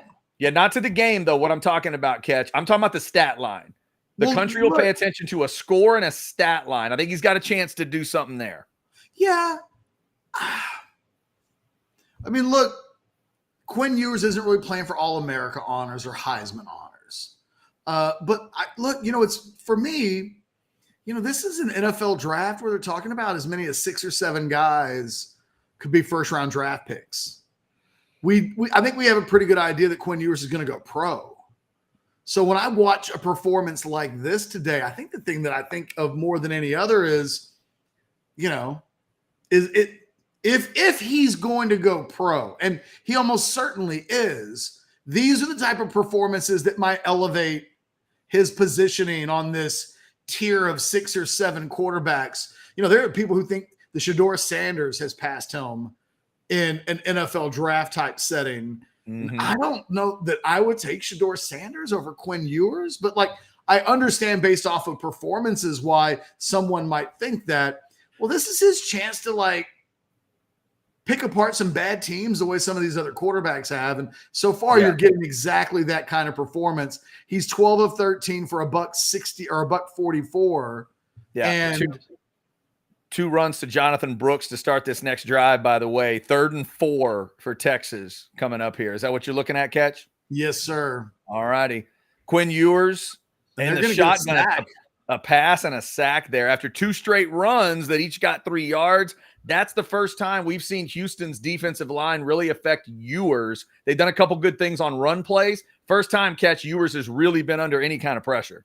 This time you've got a man over Jake Majors, and he just – really, it's a coverage sack, but there's a little bit of pressure straight up the middle. Ewers, I can't see what he was looking at in terms of what was open for him downfield, but he pulls the ball down pretty early there, and there's just nowhere for him to go.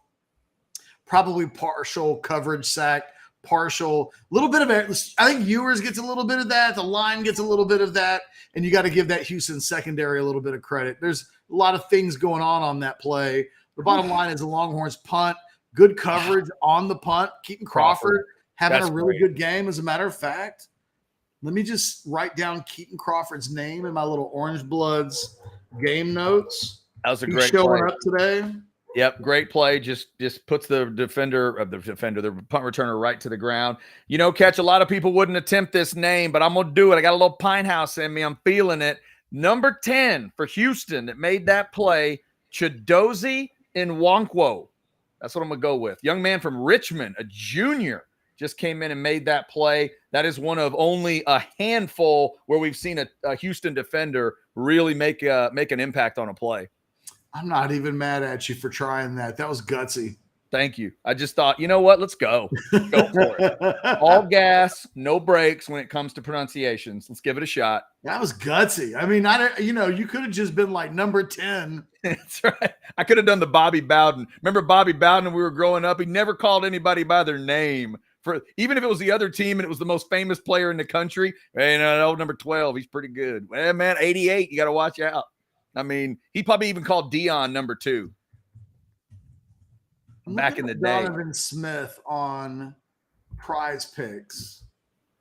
I wanted to see something about him.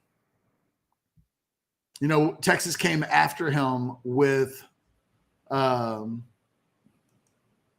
blitz earlier. I'm just curious what his stats look like this year when he's under pressure, those types of things.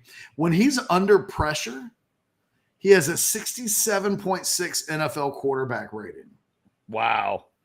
Yeah. So far, that's what we've seen. That's what it looked like to me earlier. That's why I said, man, looks like if you get pressure on him and flush him out, that's what you want to do. What's interesting, though, is he's at his best this season when he is blitzed. He's got a 128.9 NFL quarterback rating, which is not college, NFL. That's sensational. Yeah, that's badass. And so, I don't know. Let's keep an eye on that. Texas seems to have clearly, they've got their finger on the pulse of what Houston is trying to do. Yeah. I know you're peeking it. You're peeking in on it, Catch. Big sequence at the end of this Tennessee-Bama game is coming. Tennessee is down to the 10-yard line, up 13-7. It's less than a minute to go. And I honestly do not know who takes it in the third quarter, but Tennessee has a big opportunity here to go up 2 scores. Why are they not calling a timeout? Okay, I guess they've just did. There it is. Okay, yeah. Looks like they got it a little later than maybe you like, but they did get it. I mean, what are you going to do? Leave 10 seconds on the clock and Alabama's going to mark? Like, use your timeouts. Right. You just need to right. Mainly they just did put a little more clock on the time. So I'm going to give them a little bit of credit. By the way, Houston getting there. We get our first real missed tackle. I don't even know if it was a missed tackle. We might have seen a situation where there was a Texas DB so far out of position they couldn't miss the tackle. And Houston picks up really their first really nice looking play in the passing department to get a first down. 1st and 10 now on the Houston 42. Swing pass out to the right, going to get some decent yardage on first down. They seem to have found a little something in this little short perimeter passing game. This is another part of it, Catch, where I'll admit the human nature. I always wonder about a defense that's up 21-0. You've made stops. Your offense is awesome. Like, to keep an edge, to stay at it, it's got to be so tough because deep in your soul, you just know, well, we're way better than them. There's just it's a natural thing just to think about what's next, Well, and it's hot, yeah, right. Instead of just doing your job on every play, it's got to be so hard to do. Up 21-0. By the way, Ethan Burke, a little banged up on that last play. They're kind of taking a look at him now. He's walking off under his own power. It almost looks like something in the middle of his body. Again, like Ketch said, not going to play doctor on YouTube, but something bothering him in the kind of a midsection thing. He's able to walk off, but something's going on with Burke after that play. It's going to be second and 4. See, now we're starting to see now Houston with some reasonable down and distances. Texas did a great job early of making it all long down and distance. Now it's a little more livable. Let's see how the Texas defense responds here. 7 minutes to go in the second quarter. Houston just trying to get their claws into this game at all. Almost to midfield, 2nd and 4. A time to maybe take a shot for Holgorsen if he's got one to think about. I tell you what, man, I've been trying to keep an eye on. They're playing Justice Finkley today a lot over Baron Sorrell. Really? Finkley's on the field right now. Okay, 5 wides here for Houston. He's been playing a lot in this game. No, actually, they got both on the field at the same time. Sorrell coming from the other side this time. Boy, that's a nice catch. Wow. Oh, you're a couple of seconds ahead of me.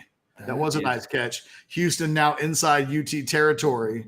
A little bit of a drive now for the Cougars. Man, that was a really nice catch there by Samuel Brown. Just extended his arms, caught the ball, and as he's being tackled, just kept the ball stretched out there. That was a nice job. Now Houston taking their shot, and they get it. Touchdown Cougars. I totally missed the play. Matthew Golden across the middle. He's a good player, man. A strike from Donovan Smith. We talked about him taking a shot. It wasn't the play before where on the 2nd and short, but after they got that first down, they took it. Miscommunication for Texas. I'm not quite sure exactly what happened there. So it looks like Terrence Brooks is handing the receiver off to Michael Taft. But the way Taft reacted on that play, by the way, touchdown Tennessee, they're going to go into halftime with a near 2-touchdown lead on Alabama. Texas now up 21-7 on Houston. Something happened there in the exchange. Yep. I'm not quite sure what happened, but Taft's reaction seemed to indicate that there was some sort of confusion there with what happened. Yeah, it's one of those classic plays, Catch, where at the end of it, the 2 defenders are looking at each other. So it's between those 2 guys. Somebody just missed it. Somebody just missed the call. So a nice play there by Houston. And again, I'll go back to Samuel Brown, sophomore out of Savannah, Georgia. If he doesn't make the play he made, they don't set up that touchdown. That guy made you talk about hand strength. That was an incredible play to keep control of that football. And then it sets up Houston's touchdown throw there. So 21-7, Texas still up 2 full touchdowns, but there's Houston trying to get a little bit of air in this game. They were in danger of getting just boat raced. And now Dana Holgorsen's crew, from their perspective, at least trying to make things reasonable here. Still plenty of time to go in the second quarter. What are we looking at? Maybe 6-7 minutes to go in the quarter? I thought I saw 6:03, 6:07. 6:07. Okay, still plenty of time for the Texas offense. Now they do need to come out and reestablish themselves. By the way, do we know who won that toss at the very beginning? We know if Texas gets it in the third quarter or not? I thought Blake said that Texas won the toss. Okay, so they won the toss. They won and took the ball. He just wrote kickoff incoming Texas, so I'm not quite sure. I'd have to go back and look and see. Yeah, that's a part of it I missed. Texas got the ball, but to start it, but I don't know if it was a defer. If Houston deferred that. Houston won and deferred. Okay, so Houston will take it. And so that's another important reason here for Texas to throw another score up of some kind is Houston is going to, try to have that opportunity we've seen in plenty of games that we've talked about where you want to get that sequence into the second, beginning of the third quarter. Oklahoma obviously took advantage of it. Houston would love to do that too. And we'll see what Texas does on this next drive. But a little bit of a shaky drive there for the Texas defense. Covered the punt really well, but then Houston was able to finally get decent down and distance. I thought that was the most important thing of that drive. The offensive line held up pretty well, okay down in distance, and then they were able to get their passing game going. That was a 71-yard drive. They had 23 yards in the previous 4 drives. 71 on that one. And, they got that whole thing started by giving Donovan Smith some easy throws and completions to make. The first 2 plays of that drive were just perimeter throws, catch and pitch between him and the receiver, and let the receiver do something after the catch. Houston a little bit of momentum now. So we'll see. And we say momentum, Keelan Robinson trying to give Texas. Nice return, 7. Nice return. Out to the 40 and almost a midfield for Keelan Robinson. Look, Texas hasn't done anything on offense in 2 straight drives. And finally, the defense bent a little bit and broke and gave up a touchdown.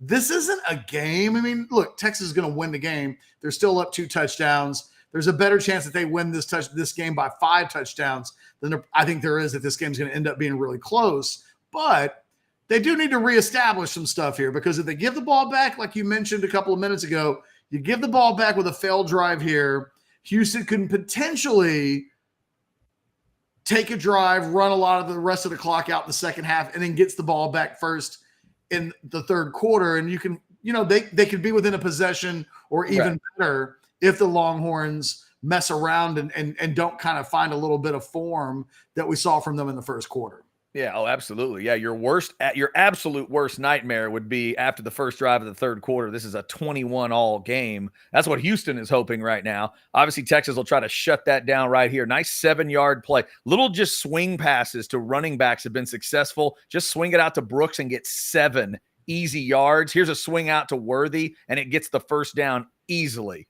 Catch, have you ever seen a 2nd and 3 converted to a receiver that looked easier than that? I was going to say, it was kind of the same play, like the same idea of, we'll just take 7 if that's what you're going to give us, and literally give it to us. We'll take that. My God, Houston is backing off everything when it comes to Worthy. Finally, they brought somebody up, but he got blocked there. Worthy down the sideline for another, 8-9 yards there. You know who we haven't seen or heard from at all today is Jordan. Well, they're spotlighting Jordan Whittington as a blocker. Yeah. Hasn't had a catch so far yet in this game. And they've made a real attempt to get the ball to Worthy a lot today. I mean, he's got 5 receptions for 85 yards. I thought this would be a game where he might be a $150 kind of game. They're really committed right now to getting him the ball. I'm curious when we'll see either another shot to Mitchell, or will we eventually see Whittington or Sanders? They're if Mitchell's the secondary guy, then Whittington and Sanders become usually options 3 and 4 with a little Gunnar Helm sprinkled in. We'll see how this drive ends up. They go to Brooks there on first down, 2nd and 9.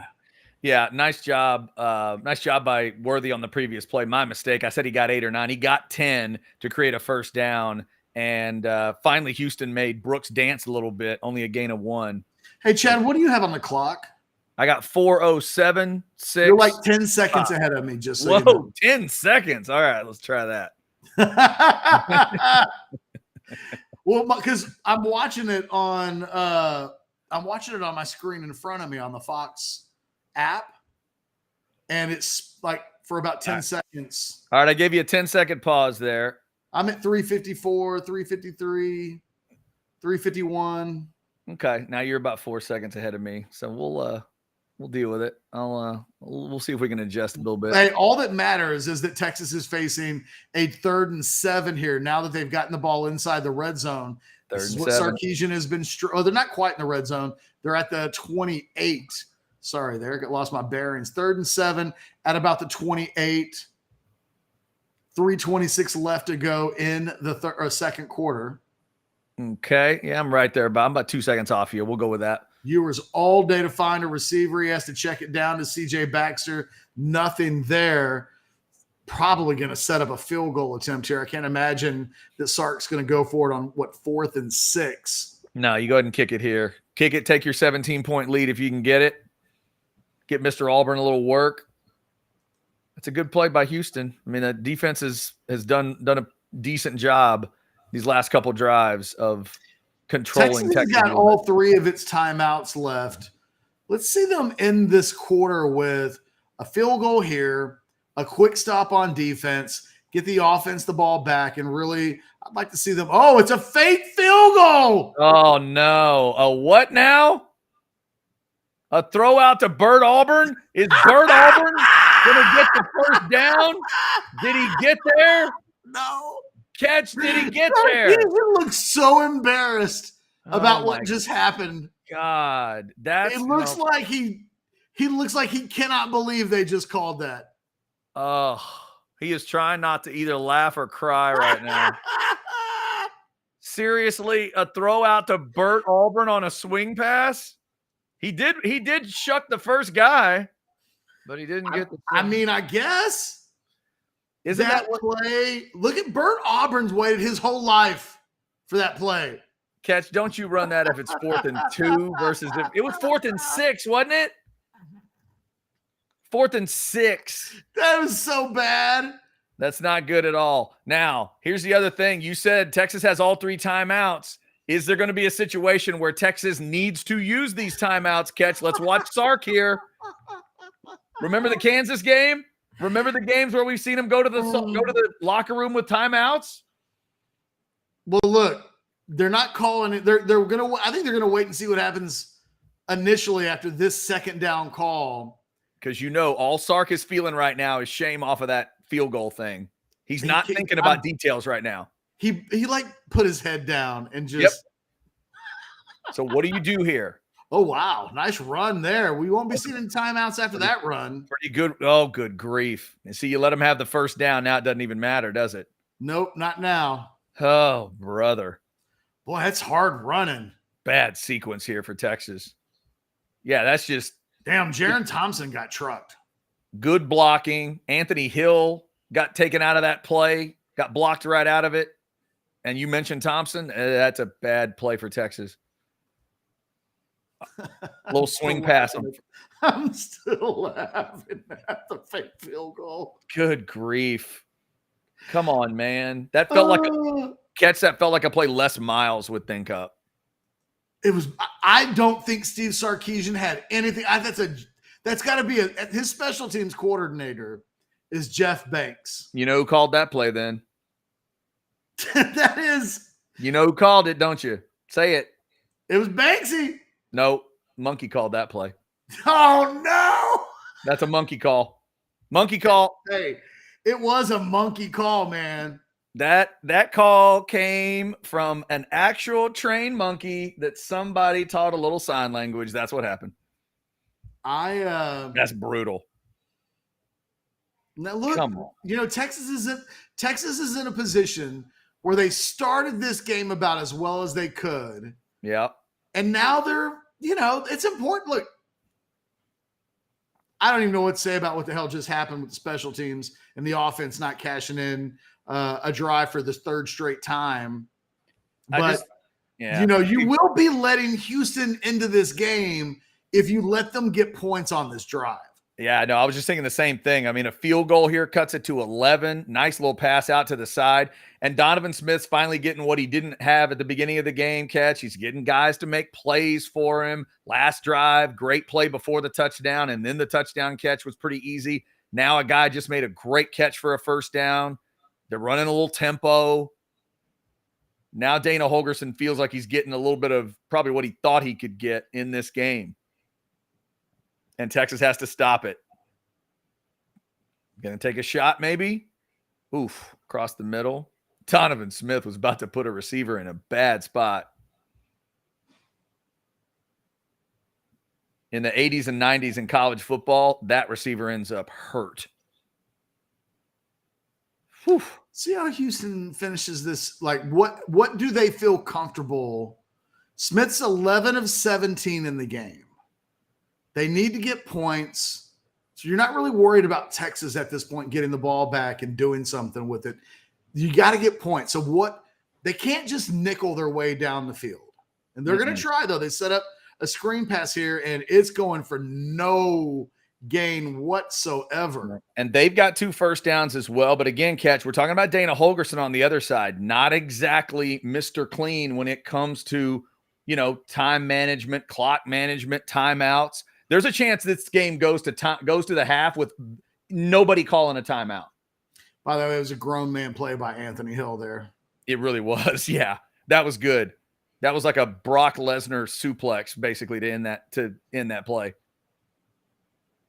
Here's Donovan Smith across the middle. Nice completion inside the 40. All right, is Houston smart enough to maybe go clock it or take a first down, take a timeout, or are they just going to let it run?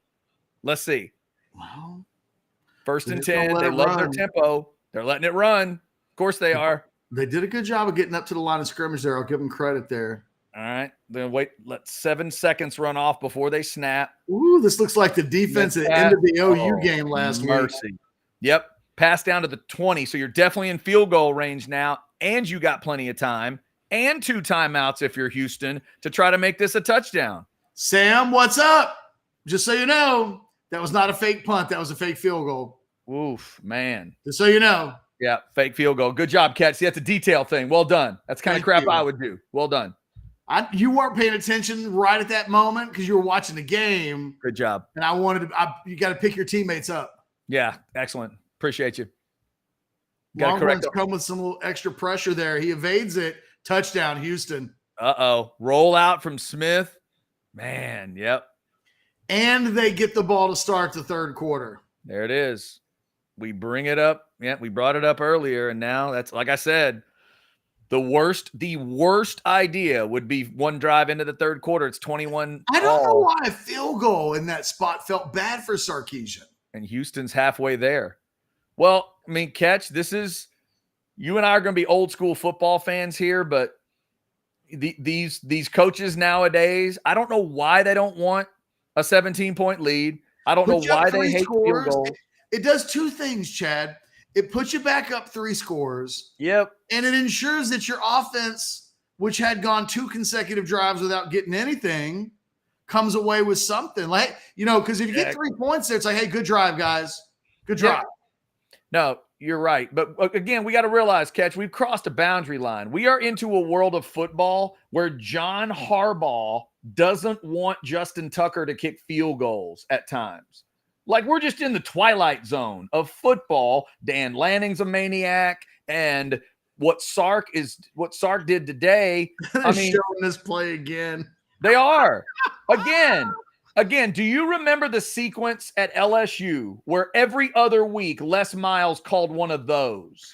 I'm just going to tell you right now, I would never listen to Jeff Banks again after that. Coach, we've been working on it. Now's the time. Do it, Coach. Do it. It's perfect. It's perfect time to do it. You got to have and yardage for that play that's less than 6. I'm sorry. You know what they said about Bert Auburn? If it's 4th and 2, he'll get you 2. If it's 4th and 6, he'll get you 2. Rest in peace, Walt Garrison. Thank you. Great minds think alike. Cheers to the late Walt Garrison. Oh, my God. That's brutal. That's brutal. You don't want 24-7. You don't want it to be 24-7. I will never understand that one. And now, obviously, Texas got to work their way out of this thing. So Houston catches halfway to exactly what they want after all that's been in this half. Think about everything we've seen. It's 21-14. If I told you nothing but that, hey, Catch, 26 seconds to go in the half, 21-14 Texas. Imagine telling me that with at the end of the first quarter. Right. Yep. Worst possible things coming, Catch. What is it? 2 touchdowns from Houston and Texas scores nothing. And we haven't seen a pick 6 or a real disastrous play, although there's a jail. They're going to get the hell out of there. This half's going to end with Quinn Ewers picking his ass up off the ground. And hopefully he's not hurt. His jersey, and he's limping and hobbling a little bit now. Yep. And that comment you made earlier, Catch, that comment you made earlier about does Arch Manning take a snap? Doesn't feel like it now. Damn it, I jinxed him, didn't I? I don't know about that. I'm not a believer in all that necessarily, but I don't know. Who knows? That's almost about as bad of a way to end the half as you could. Yeah, that's clunky. That is clunky. Mr. Ketchum, can I request a bathroom break to ponder the Bert Auburn play? No. You read my mind. It's halftime. Let's take a quick break. When we come back, we'll go over the first half stats.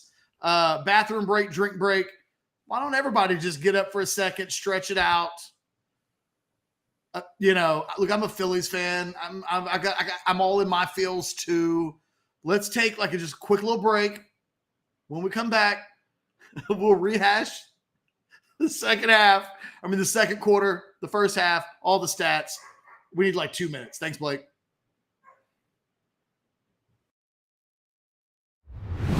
thing about that season, so you guys had a bye week. Yes. In between that game and playing, ironically, Chad, at Rice after a week off. We played Penn State. Won, of course. No one thought we could. On the road in Happy Valley. Had a bye week. Everybody thought we were all a patch on the back and you're great and this and that. And then we play Colorado and that occurs. And then we have a bye week after that too. Yep. Y'all went bye week to start the season. Ridiculous. Yeah. So we had to wait another week. Then we played Rice, and that fueled us though the rest of the season, man. So how did y'all do it? That's the question I wanted to ask. Was you said you guys had the hangover after that Colorado game, but then y'all come back and basically didn't lose the rest of the season until you get to the bowl game. Right. So what happens after a disappointing loss that lets you know you're back and not still hungover? When does the hangover end? When did it end? Speaking personally, that's when you have to do the self-reflection. Each guy has to go in and do that deliberation. Did I do my best, or what do I need to get better? And to have 2 weeks to think about that. After 2 weeks of being told you're the greatest and Texas is back and yada, yada, yada, after winning at Happy Valley, they're ranked, you're not. And then it reverses. You did a complete 180. Now you're sulking for 2 weeks and you're chomping at the bit to get back out there, but you have to wait. So just personally, you rededicate yourself. That's what you do. You rededicate yourself. You endeavor to make up for the mistakes, to get in that film room. I'm going to work a little bit harder. I'm going to lift those weights a little bit longer. And that's what you have to do. And it's difficult. Now they've had to sit there for 2 weeks and think about the mistakes. And when they're little bitty mistakes that shouldn't occur, that's what eats at you. That's one thing if the team is that much better than you. But they're not. Oklahoma wasn't. And Colorado wasn't that much better than them. We just made the mistakes where they didn't. So you have to, one of my favorite quotes, Socrates, or Socrates, as we say in Texas, a life not self-examined is a life not worth living. Do that self-deliberation, man. You gotta sit there and reflect on your play and what type of player you want to be moving forward. And that was the fuel to and the catalyst to get us moving back in the right direction. We're back here on the Orange Bloods Watch Along, Texas v. Houston, courtesy of Pinthouse Brewing and all of the Pinthouse properties, all of the restaurants, all 4 in the Austin area, South Lamar, Ben White, Burnett Road, and of course a Round Rock location. We forgot about it earlier, but we ain't forgetting about it now. It's 21-14, Texas over Houston at halftime. Chad, I went over and just looked at the Orange Bloods message board. Yes. How are they doing? It's not a happy bunch. Mm. Let me just give you a sampling of. All right, let me get a feel for the people. We got holy shit, this team. Mm. Sark needs to step the fuck up. Sark, laugh my ass off. What the fuck? Technically, WTF. WTF, yeah. I've been a Sark apologist more than most. No killer instinct. Stop with the all gas, no brakes BS. No pass rush. Great idea, Sark. Stupid decision. I'm skipping over a few. Shootout with Houston. Idiot. Just idiot. Just the word idiot. Just idiot. Idiot. Just idiot. WTF. Yeah. Are our coaches confused about how many minutes a half has? That's funny. I'm sorry. That's good. Whoever did that, that's well done. That's well done. Oh, my God. That's the general gist of halftime. Yeah. So catch, it's one of those things. I think clarity is important. You know how, like, if you're dating or dating, married, whatever, and you say to your significant other, let's go out to eat. And they say, man, you pick wherever you want to go. And if you end up at Wendy's and they look over at you like, okay, look, when I said anywhere, you need to understand that I meant above the fast food level, right? You need to know who you're dealing with. So earlier for Sark and the Texas coaches, when I said get Bert Auburn some work, I did not mean it like that. What I meant was get my man in the game. It's 4th and 6. Go ahead and let him kick the field goal because that's his job, and take 24/7. You didn't want that, though. And now your fans are flipping out a little bit on the old message board. So now how did we get from Quentin Ewers just threw the prettiest pass that he's connected with on Xavier Worthy in a year, 14-0 Texas. Here we go to 21-14 at halftime. Sark. Well, I don't need to repeat all of the various headline titles on Orange Bloods, but I'm out of words, Chad. But I keep the final 10 minutes of that half. I keep going back. I mentioned it earlier, Catch. Like when you're up 21-0, it's how do you go from 21-0 to 38-3 and then 45-10 versus how do you go from 21-0 to 21-14 to a real game, a battle kind of game. It's just like the defense had to have a drive of shut it down again.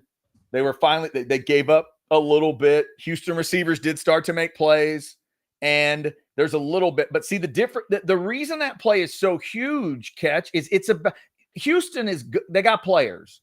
They've got players. They're going to make some plays. They did, and it's 21-7. There's a list of reasons why you kick that field goal. There's a list of them. And one of them is, like you said earlier, get something positive out of the drive. Go up 3 full scores. You and I are older folks. For you kids out there, we used to believe in 3-score football. It used to matter to coaches to be up 3 scores. That's one of the ways I look at football. How many trips do I need to catch you, and what do I need in those trips? So, Jeff, like I know, when we were little, we were taught, what does 17 points mean? 17 means 3 scores. And one of them can be a field goal, but 2 of them have to be a touchdown. That's what 17 means. It's kind of a big deal. When you were little and your NFL team went up 17-0, oh, you got so happy. Woo! Field goal kicker comes out. You're high-fiving people. Could have been 24-7. They didn't want it. Now you got to come out as the Texas defense.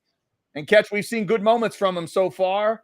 Good Lord, if there's not a speech being given to or by Sweat, Brooks, all those guys, everybody, the young guys, the old guys, Hill, Broughton, that's the group that needs to be saying, we do not give up anything here, and we give the ball back to Quinn in the offense to go make this 28-14, and then we're going to thrash them something to 14 or something to 17, and then nobody's going to talk about the uncomfortableness at the end of that second quarter.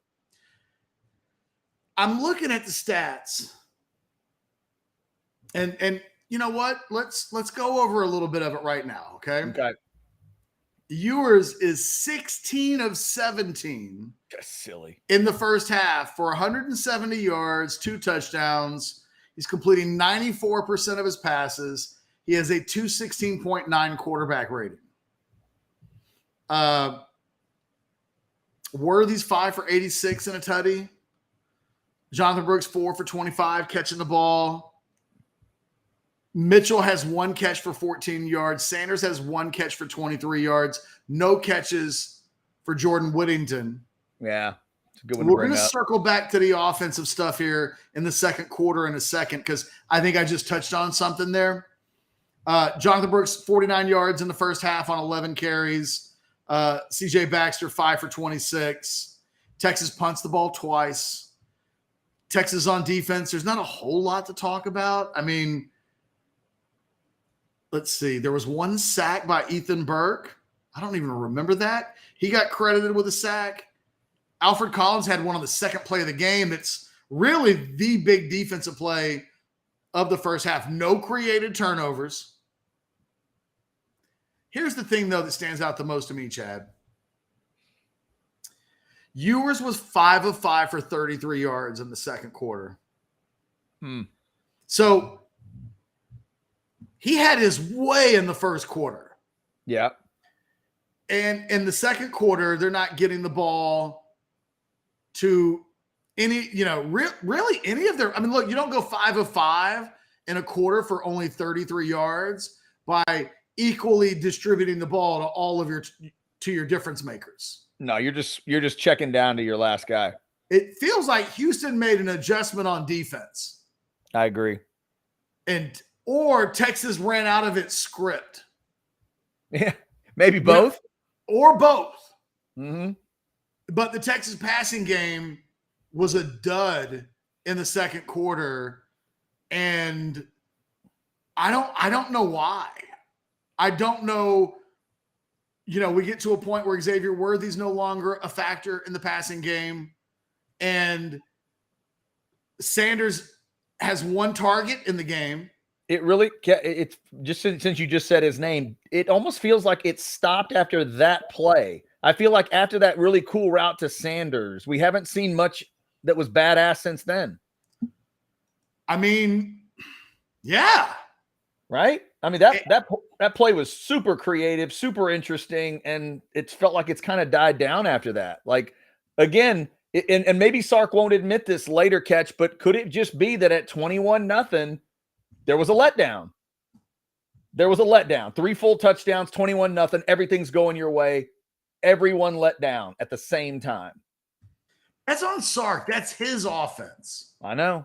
And no targets in the second quarter for Jatavian Sanders. None in the game for Jordan Whittington. We've seen no Jonte Cook. Remember that? Remember, I got to get Jonte Cook on the field more. I hate myself. I'm beating myself up. So, I think that, and oh, by the way, not only was your offense a bit of a dud in the second quarter, that insane fake field goal occurred. Mm-hmm. That's just it's a bad quarter. Look, it happens, right? It's not like fire Steve Sarkisian or he needs to be, we don't need to make too much out of it. It'll probably be a blip on the radar when this thing's over with. Maybe not, though.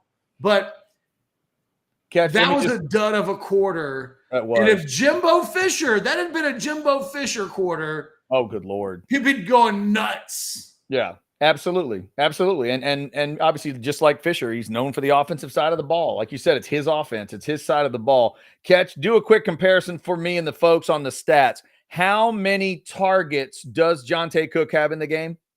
That would be none. Okay. And how many pass attempts does the punter have? None. Well, is it none? Well, look, they call that a pass, but wasn't that a backwards lateral? How many? I think it was slightly forward because right now in the stats, I know how they're counting it. He's listed as 1 for 1. I know how he's listed, but they've shown that play like 5 times, and every time I'm convinced he's throwing it backwards, but maybe it is what it is. Hey. Technically, touche, to your point, the punter has more offensive touches in the second quarter than Mitchell, Sanders, Whittington, Cook combined. Yeah, because that's the question I would ask Sark. It's like, look, Sark, your fans are going to bring all gas, no brakes back a lot. Like they're going to say it a lot because you said it day one. It's one of the first things out of your mouth.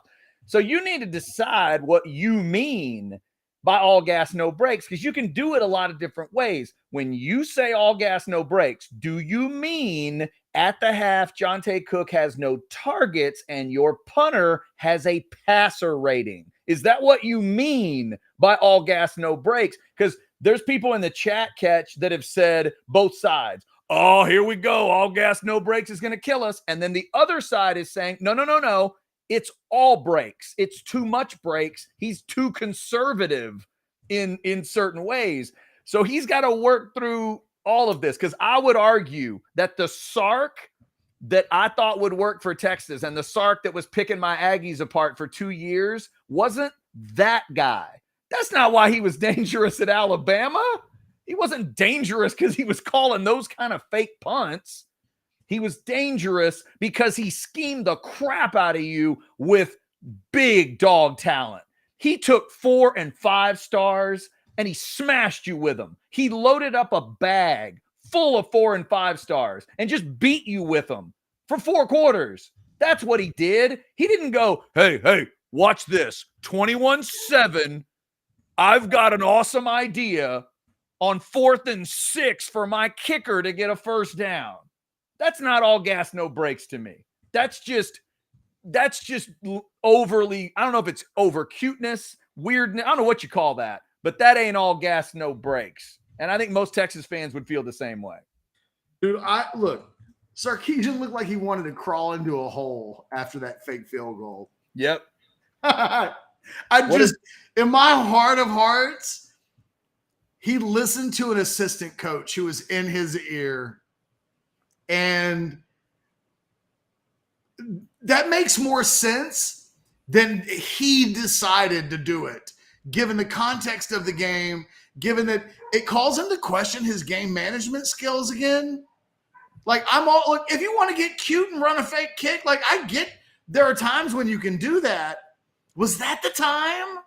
Well, because remind me, I forget what was the third down play, because it was 3rd and 7 and it was 4th and 6. They got a yard on that 3rd down play. I don't remember what it was. Let me go back and I'll look at the whole drive. Okay. Because this is speaking to just like we talked about with the OU game. If you're gonna do it, then you need to lean into doing it, right? Like, on some level, at least the Oregon fans last week could go, well, our coach is a wacko. That's what he does, and they just kind of have to eat it. But it feels like Sark gets caught between the truly aggressive move and the really boring move. He gets kind of stuck, because I don't remember that play before that being aggressive. I mean, I thought it was a dud of a play, and it was just a perfect situation for take your medicine, 24/7, kick the ball. It wasn't good. And Sark's body language after if I was a player and I turned around and looked at my coach, honestly, if you look, and he looked like a guy from a Snickers commercial. Yep. I'm telling you, that man will when he gets home tonight, he's going to see L'Oreal, right? Yep. He's going to be like, I hope so. Uninvite the Banks for the Halloween party. Uninvite the Banks. Oh my God. Uninvite the Banks. Tell him the party's been canceled. Do you think he goes with the old Stone song on that reference? Tell Monkey Man he can't come. Tell Monkey Man. I'm just telling you. Tell Monkey Man he can't come. It's been a long time since I've seen a head coach look so uninterested in having that play attached to him in any capacity. When the game's over, he's going to have to do the right thing and be like, it was my call. He does. You're right. No, he absolutely does. There's no way that man there's no way that man was like, I can't wait to run that play. He got talked into it by a special teams coach. And look, it's his special teams' coach's job to, like, draw some stuff up. Hey, we got this thing we're going to do on special teams. We're going to practice it. You got to just let us do it. Man. Hey, Catch, we got super chats. You want to try to clean them real quick? They're about to start the second half. All right, let's clean them off. See if we can do them quick. 199 from Jay Wall. Same PK end of half / game D. We saw this against OU. And obviously the defense did give up 2 touchdown drives at the end of the half. This one is from Nick. Super chat 199 as well. Sark equals choke artist. I swear we have the worst luck. All right. Technically, I don't think there was any luck involved in that. Yeah, I don't know about luck. Texas Tippett, 499. Coach intensity needs to be perfection. Chew people out if you're up 30. It's about getting better every play. This is a $5 super chat. $5 for working on Saturday. Thanks for all OB's work during the week and keeping us entertained at work. Appreciate you. End quarter 2 is why UT fan viewers are dropping. Oh, man. Thank you for the super chat. Apparently, we're going to – oh, my God. Thank you, Sam. That's Thank the you, worst Sam. face mask in 2023. Oh, man. All right, you're a little bit ahead. Kickoff of the second half. Cougars are going to get the ball around midfield. Jeez. Am I that far ahead of you, Chad? You're a little bit. I'm going to try to catch up a little bit, and then you can tell me where you are. That is a bad face mask. I just saw it. Boy, that was bad. Was it the kicker? It was the kicker. It was. Grab something. Grab something, kicker. Will Stone is like, you are not taking this to the house. Yeah. Technically, he grabbed Will Stone's face mask as well. Yeah, I'm never going to love a face mask, but at that point, the kicker's going to say, hey, man, I had to do something. I got it. I got you, Will Stone. I got you. And then real quick, one more super chat to clean up. $4.99, El Presidente. Who in the blue hell throws to Bird Auburn? Yeah, there you go. I mean, do you really want the answer to that question? Yeah, and I don't think you do. I don't think you do. Thank you for those super chats. We appreciate you being on the Specs chat. We're up over 230 folks in, and we are into the third quarter of Texas and Houston. It's been a weird one so far. That wasn't made like a top. That wasn't the most blatant face mask I've seen all season, but it's top 3. Yeah. Well done, Will Stone. If you're going to get 15 yards, get you 15 yards. Yeah, that was worse than the one that started the Texas OU game that they totally missed. Yeah, that was pretty bad. Pretty bad. That's an easy one to call. Texas able to stop Houston on the first play. So 2nd and 10. Catch, tell me when you see a snap ball, and I'll know where we are. Snap ball. Okay. They go across. Well, they're eating Texas up over the middle. Houston picks up a first down. I was about to say Jalen Gilbo having a nice game in the slot there, but they have taken advantage of him a couple of times. They get him in coverage on this play. He just made a play. I think he leads the – oh, that was Keaton Crawford. Excuse me. Crawford, yep. And I've given Keaton Crawford a little bit of love today. I got my coverage players confused there. Sorry about that. They get a hold of Keaton Crawford in coverage for what looked like one of the first times in this game. I was going to say Gilbo's had a good game for the defense so far, and he had made a play just before that. Yeah, a little pass out to the side. By the way, a couple super chats coming in. Thank you. $1.99 Texas Tippett. A pick this drive. I'm calling it. We hope you're right, Texas Tippett. That'd be nice to see. How about a $1.99 from Dallas Hookem? Whittington going off this week versus Houston? Question mark? Do you mean like leaving the game and going into the tunnel and not coming back out to play? Yeah, I'm thinking that Dallas Hookem means somebody might have said they thought Whittington was going off this week, or maybe he or she wants Whittington to go off, and they're not seeing it so far. Well, Whittington was the guy that we said on Prize Picks to stay away from because we weren't sure. Is that a touchdown? No. That's a touchdown. And I think that Keaton Crawford burned in coverage again. Houston has found a little something in the slot against Keaton Crawford that they like. And this is what we saw in the Houston game a couple of weeks ago. You're getting that guy lined up in coverage one-on-one, and it's not what he does best. No, that was a nice little route they ran there. Inside receiver, kind of worked it to the outside. Boy, that was nice. Joseph Manjack the Fourth. I couldn't make that name up if I tried. Kid from Tomball. Name right there. That's a handle. Is what that is. Kid. Yeah, right. That's a handle and a Smokey and the Bandit movie. Technically, I think he's going to be down at the 1 yard line, and it's going to be 1st and goal at the 1. Let's see. Knee down. Well, I don't. Oh, that's close. As the knee goes down, Catch, I think the point of the ball might be over. I think maybe the key thing is I don't know that we can overturn that. Yeah, if this was a Fox game on Sunday, there'd be like 35 camera angles. Right. On a Fox, 3 o'clock game. If this was the big noon game, man, we might have 35 cameras that would give us the exact angle. There's an angle that we need on this that I don't know that they have. Yeah, and they're checking with Blandino now to see if he could see it. Yeah, I'm with you. I don't know if they have it really down the line here. They're showing another replay. As he goes down, it is his sort of knee and leg. Yeah. I think once he's down, it's a I cross. think I don't think they can overturn this. Yeah, I think it's probably a touchdown. And Catch, if you want to talk about the jinx, maybe it was me because I said the worst nightmare was 21 all to start the third quarter. And we're about to be 13 and a half minutes in the third quarter, and it's about to be 21 all. I tell you what, man, this is like the third game in a row where you and I have talked about game management in the second quarter, like 6-7 minutes out. Right. And it's like the third game in a row where game management issues that we've warned about have come to roost. Yeah, no, it's because brutal. We talked about U of H having the ball last in the second quarter. Let's see, we're getting the he's saying first and goal. He said he went down at the 1. I'd completely disagree with this, but okay, sure. How they could tell that? There's no way. Look, we're not Houston Cougar homers, okay? But there's no angle that shows us that that's not a touchdown. Hey, much like when they start serving free whiskey, I'm with Holgerson. I think that should have been a touchdown. You can't spot the ball at the 1.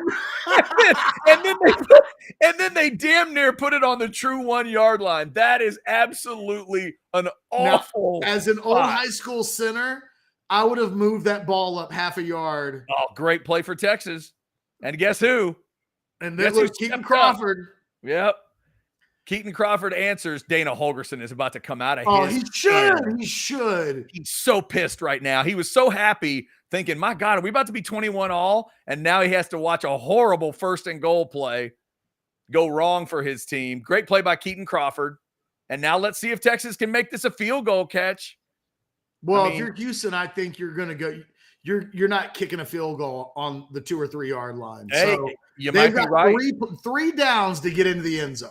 Yeah, you might be right there. So see if you can make it 21-14. Here's a pass into the end zone, and that is a touchdown. It is not going to matter. Touchdown anyway to Matthew Golden again. That's his second of the game. He was the guy that caught the first touchdown.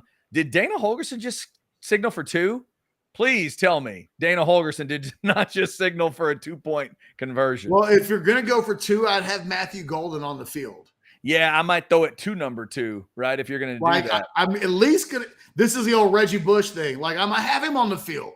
Yeah, I think maybe what I saw was Dana Holgerson throwing up some other kind of hand signal to someone. They're going to kick and try to make it 21 all. So now – is going for 2 now. Now we are Now we're to the worst case scenario we talked about earlier at 21-7. Once the fake field goal doesn't work, then you're thinking, can you give Houston the opportunity? They get that big first down. They get the rhythm going. And then it's not just a field goal. Now it's a touchdown. And now it's another one. 12 and a half to go, third quarter. And it is a new ball game at 21 all. Who would have thought? After the way this thing started. Nick on a 199 super chat. From my last chat, I meant worse luck with coaches. Oh, geez. Okay. I see where you're going there. Worse luck. Chris, what happened to the defense we saw in the first few games? I don't know. Well, what did we talk about coming into the game, Catch? This was one of the first things we wanted to see, right? Well, this is whatever's left on the schedule. Remember, this isn't a team that's played a lot of great quarterbacks. Yep. We said, as it most likely would be, Donovan Smith's probably the third best guy they'll have faced this season. So they get Gabriel, they get Milroe, but the rest of the season's been like backup players and guys that aren't great. We know that Donovan Smith is solid. Yeah, and he's the guy they want to play. Like he can play. Yeah. And so far, look at his rating. It's good. That ain't bad. It's not bad at all. And look, if you'd showed me that, before the game, I think now we are officially at the point where Monday it'll be negative at the press conference. Okay. Well, Speaking of at the point, I like to ask these questions along the way, Catch. Are we to the point of just win the game? No, but we're not far from it. Okay, just checking. Because I certainly think Texas still needs to take control of this game and win convincingly. Mm-hmm. But Houston has a little something. Look, here's where we are. The offense in the end of in the second quarter looked like they ran out of ideas. The defense looks like they've run out of ideas. Mm. It is concerning that we're at this point in the game and both sides of the ball look like they're out of ideas. This is a big drive for Sarkisian. Yeah. And if this drive ends, Chad, without points, without 7, mm-hmm. then maybe even if they come away with a field goal, maybe I change my answer to do we just focus on winning at this point? I'm not there yet. Okay. But Houston has been the better football team for the last 10 minutes of game time.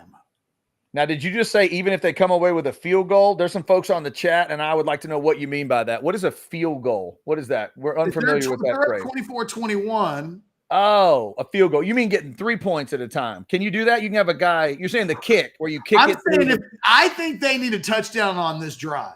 You mean if they only come away with a field goal, I might change my answer to should we just be worrying about them winning this game? Okay. Gotcha. I'm definitely not at the Texas will lose this game the way this super chat is. Fair enough. I'm not feeling that. Damn. Sentient. I like sentient bot though. $4.99. We hope you're wrong about that one. Here's Texas' next drive, and it starts with Jonathan Brooks churning it up for 9 yards.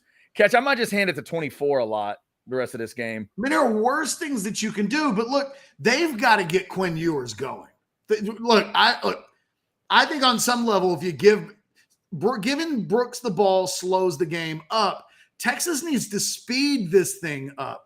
Yep, little swing pass out to Brooks. The only thing that stopped him there was he slipped a couple yards on the gain there. Actually, you know what? That got them the first down because he got 9 on that other play. So that gets him the first down on a little swing pass. And now I'd like to see Texas get some weapons involved down the field. It's 1st and 10. You're at the 36. They've got to reestablish this passing game. Yep. Nice play to Worthy.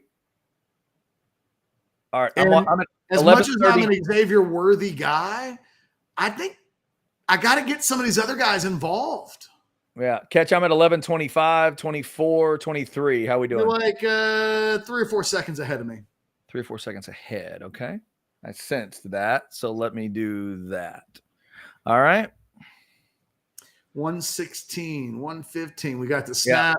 Ewers gets the ball to Whittington. I don't know if they are calling that a catch or not. It looks like maybe they are, but it's going to be, Ewers is throwing sidearmed. Oof, that was a little bit of an ugly pass, but I think he caught it. Yeah, it's a good catch. It was, how ugly of a pass was it? Well, and they didn't get the first. They went on 3rd and 1, quarterback sneak with Ewers. Oh, if they don't come close. No, if they don't give him a great spot here, big decision for Sark. They have given him a good spot. Just beyond. It's not going to be a first down. 5. Are they saying it? No, it's not a first down. It's nowhere near a first down because I'm looking at the marker and the marker's on the 46-yard line, and they're placed that ball at about the 45 and a half. Yeah. All right. You got to go here. And just give the ball to Brooks. All right. Texas 1 for 2 on 4th down. We know what the one they didn't get was. Or if you're going to do a quarterback sneak, do like the Philadelphia Eagles. Do the tush push. Don't just run. Now, we got Savion Red. He's going to get, if he can get to the corner, which he is. He did flag down. They're going to call a holding penalty on Texas. I was going to say, Savion is. Longhorns are going to be punting. Yeah, Savion Red ends up flexing and excited while the flag is behind him. I always feel bad for a guy in that situation, but yeah, I think it's going to be a hold. And we're going to see if, barring something unforeseen, I mean, was there any chance? I didn't see a face mask there. Yeah, that's the only thing is it's going to have to be like a hands to the face. The fact that they're talking about it this much makes me think it might not be a hold, but there's a big conversation. I just heard one of the officials say hold. Okay, and so our producer, that's not good. Our producer Blake is saying pick up the flag. Oh wow, so they picked it up. Oh, and Holgerson's losing it. Woo. Holgerson's got to feel like they're leaving for the SEC right now. Yep. Yeah, he's got a couple bad sequences that have not gone his way. All right, so we'll take a look at this. Savion Red had a little trouble grabbing the snap. Snap was a little high. I mean, I don't see a hold. They get it around the edge. Yeah, I do not know what was called there. So to me, it felt like a good pickup of the flag based on what I just saw, but Holgerson would not agree. So 1st and 10, Ooh. Pass across the middle, almost intercepted from Ewers. Woo! That was close. We're not seeing Ewers in this drive specifically. He's not getting his feet set. He's a little bit, and he was throwing this ball. What was there, except for the problem with the linebacker, right in the middle of the throw? Yeah, he was counting on that guy coming at him, and that guy dropped too far. It's a nice play by the linebacker, but Ewers lucky to come out of that without. And they don't get much here on 2nd down. No. It's going to set up 3rd and 8 from midfield at the 50-yard line. Again, you got an All-America level tight end. You've got you have a second wide receiver in Adonai Mitchell, who is just this week. I saw 2 different mock drafts rank him as a 1st-round draft pick. Neither of these guys. This isn't a Houston defense that you're saying, oh well. They got guys that can take those guys away. That's not what this Houston defense is. No, Catch, the more this continues, again, the number 115 is going to be mentioned a lot. Pass defense in the country is 115, and Texas coming in is supposed to be the 21st best passing team in the country.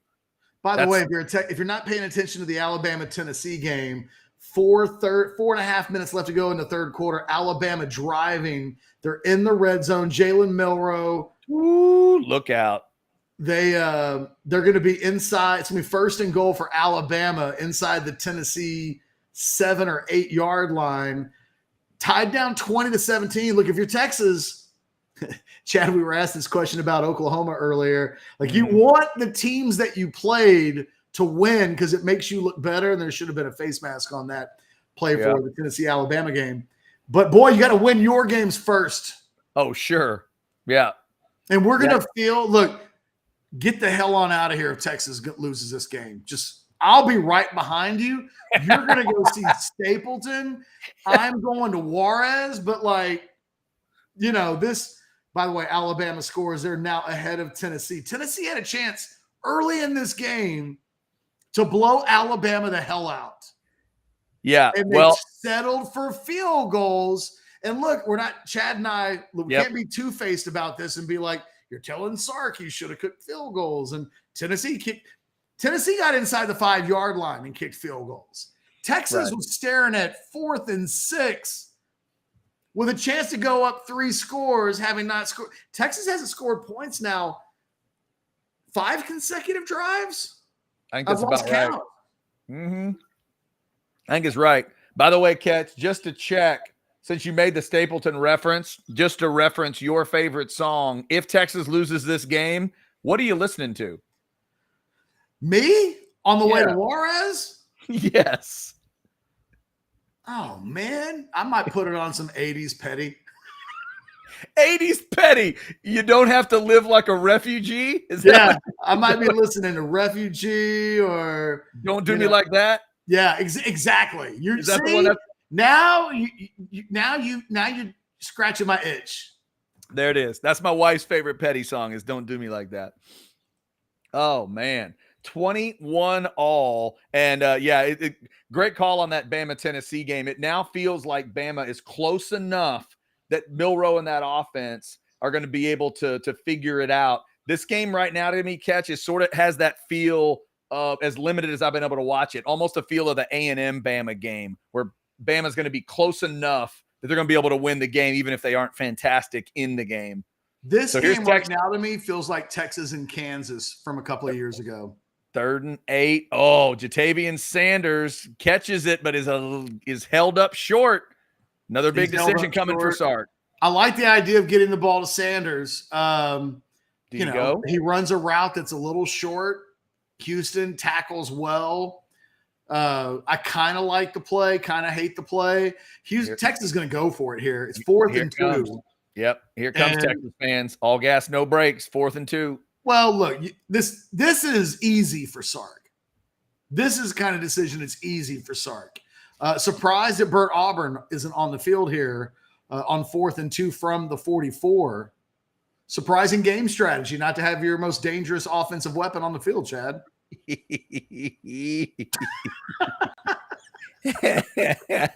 It's well played. Well played. And Holgerson literally is about to stroke out. Oh my God. I'm telling you. He's literally they've had to use their second timeout in the last 2 plays.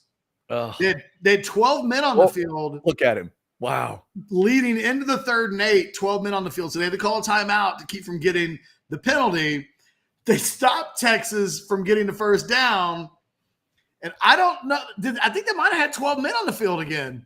I think so. There was a lot of this feels like something he's mad at he's mad at his guys. Yeah, now, he's as mad at his defensive coordinator right now as Sark should have been mad at Jeff Banks in the first half. Yeah, I think it's fair. They just caught him in slow motion screaming, "Who the fuck?" I didn't see the rest of it, but you could see those words come out of his mouth.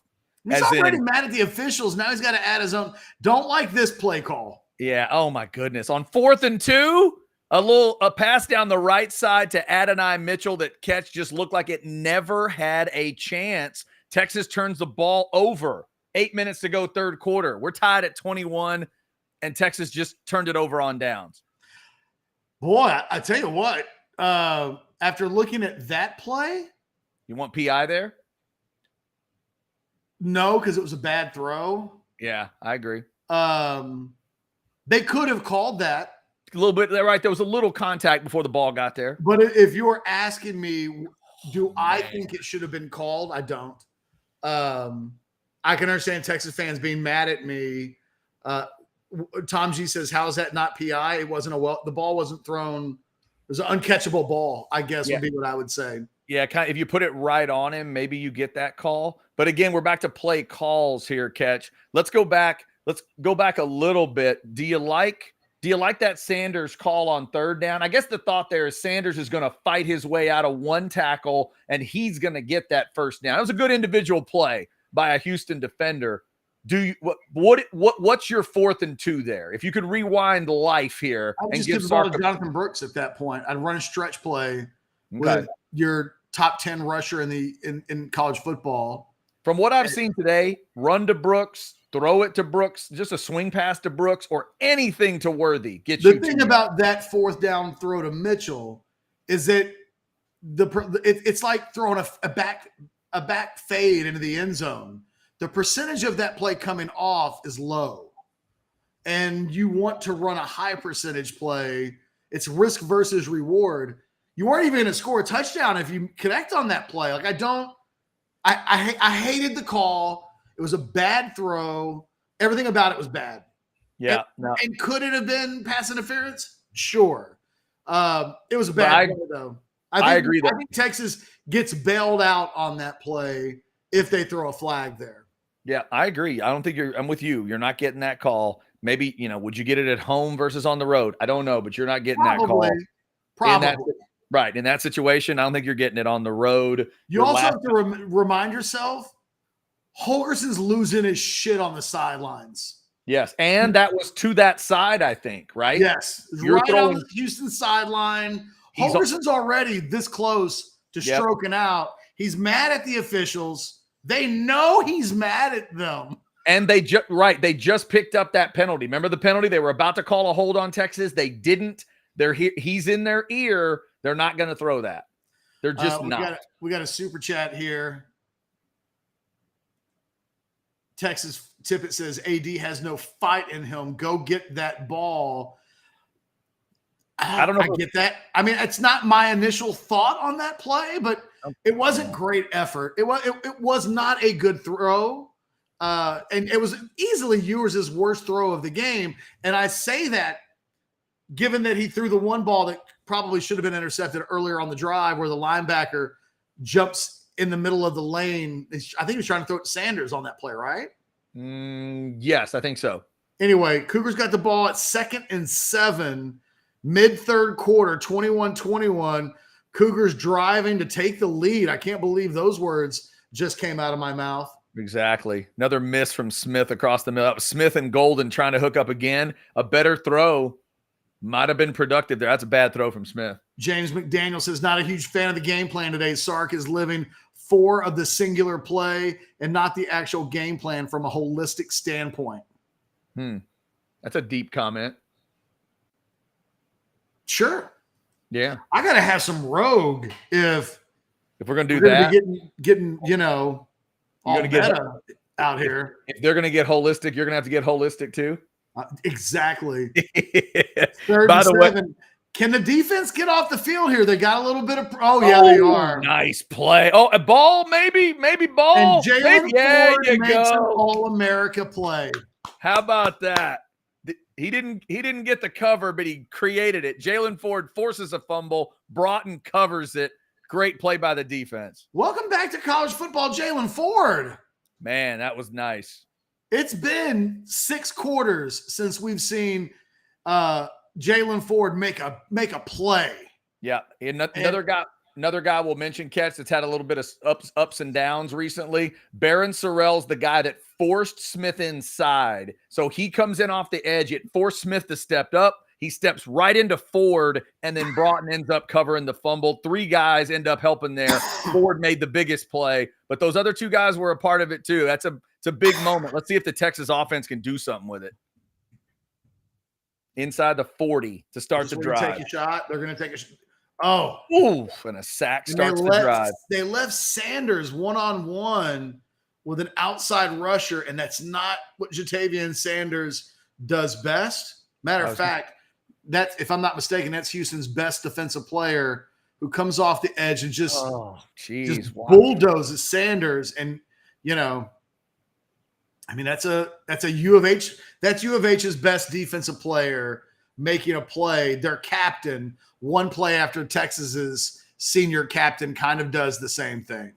Yeah, that's it's not the guy you want blocking on that play. Texas has got nothing going offensively. Yeah, swing out to Jonathan Brooks on the right side. Good tackle from Houston. It's going to be 3rd and long. 3rd and 13 is coming up here for Texas. By the way, into the third quarter, Bama does take the lead, 24-20.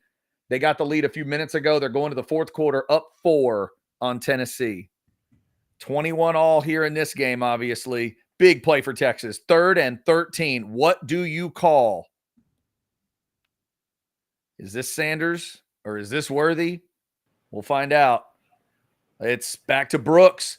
Jonathan Brooks is going to get this done on his own and look like he might be about to bust it for a touchdown. He's down close to the 20-yard line. Just a basic little play catch. It's worked a lot in this game, and the check down to Brooks goes for a hunk. Hey, what did I say earlier about you asked me what I would have done on that 4th and 2? Mm-hmm. Get the ball to the guy who's arguably your best player. Yeah, and I think you can make a case that along with Ewers and Worthy early on, Brooks has been – those 3 guys have been their best players certainly on the offensive side of the ball today. And Brooks continues to be a guy that gets involved in a little bit of everything for this team. They're putting Keelan Robinson into the game here with Brooks also into the game. Unusual little formation they've got here. They've got a little on a 2nd and 10 with Whittington in there as well in motion. They've got a screen set up to Brooks. There was a lot going on. Yeah, in the formation and everything that was set up. That's a long way to go for 4 yards, Catch. It's a lot of work for 4 yards. It really is. That was a very complicated way to get 4. Either way, it sets up another big 3rd down. They got the 3rd and 13 figured out. What about 3rd and 6? You go back to Brooks? No. That's all they've been doing here. Honestly, this is where you go to Xavier Worthy. And this is why you have number 1 wide receivers God, Houston. But, I haven't been able to put my finger on what they want to do offensively all game. I have no idea what's about to happen here. All right. It's like they were trying to get the ball to Jaden Blue. Flushed out. Now avoiding traffic. And here's Quinn Ewers takes a shot just before the line. He gets up. That's how guys get hurt, man. Yeah, he's not hurt though. He got up mad is what he did. He got up pissed off. I still don't like that hit if I'm a Texas fan. Ooh. Not like a dirty way. Just he got smoked, man. That's just a physical hit. You don't want your quarterback taking ever. Oh, you know what that looked like? That looked know. like the kind of hit that Sam Ehlinger took 10 times a game. Yep, that's a good point. Now Texas, this is where I'm not taking the points. And by the way, Catch, the guy that delivered the hit is hurt. He's the one that's down right now, feeling a little bit on his shoulder, and it's Quinn Ewers that came out of it looking the better of the two. I don't care who got hurt. He got smoked.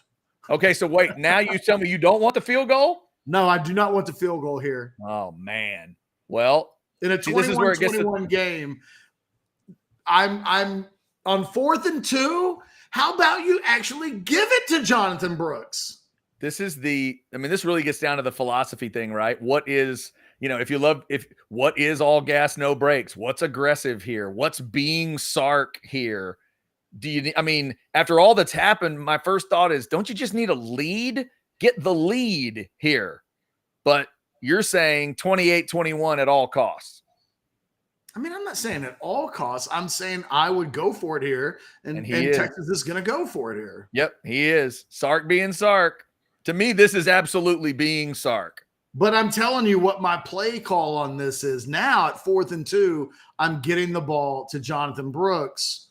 I don't even know that I'm necessarily going to be cute about it. I might spread the field. You know what? Quinn Ewers is splitting wide, I think. Is that what I just saw? Are they going with the Savion Red? Savion Red? Yeah, maybe.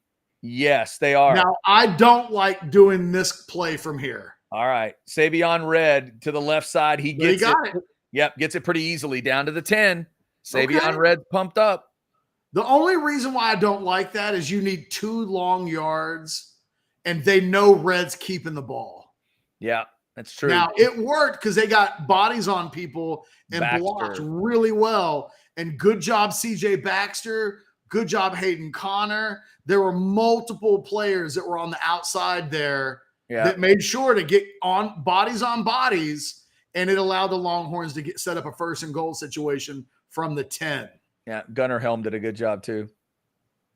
And now here's the straight handoff to Brooks off the next play. Got about 3, probably. Yeah, it's going to be 2nd and goal from about the 7. Something like that. Yeah. Nice job by Gunnar Helm on that last play too, sealing off. You're right. Great blocking on the left side, man. They blocked that play really well. It felt a little weird with Ewers out wide, but the way they ran it, it looked good. That's what they've done most of the game. Just chunks. Nice, reasonable chunks on a run play if they need it. All right, here's your 2nd and goal. Ewers, plenty of time. No one to go to. There was nobody open from what I could tell. No, throws it basically into not the seats, but throws it over the end zone to live another play. 3rd and goal. Well, and the ironic thing is, look, it's not 28-21 at all costs. Because if they don't get this thing, say, inside the 2 or 3 or better, then I'm probably taking the field goal. So it's always situational, but they're looking at 3rd and goal from the 7, the sequence of play calling since getting inside the goal to goal. This is where Texas has struggled. Ewers, nowhere to go. Man. That's a big stop for Houston. And now if you're Texas, you got to take the 3. Really disappointing, though. And Sark, it's on his face. Oh, yeah. He looks frustrated. Yeah, Sark's a guy that I'm assuming is not a great poker player. You can usually see what he's feeling. Boy, I tell you what, he did have receivers that were open. He just needs to, he lost his patience there. It felt like he got flushed a little bit, Catch, but I didn't feel like he was under that much pressure on that play. That ball needs to be coming out hot right as Worthy's making his break, because Worthy's wide open in the end zone. Yeah, and I thought if he waited another – and that's a touchdown. Yeah, field goal good, by the way, 24-21. I thought Sanders was about to come open if he waits another second as well. I think he had a couple. By the way, Ewers is hurt. Ewers is hurt. Like, yeah, that might have taken a year off both of those dudes' lives.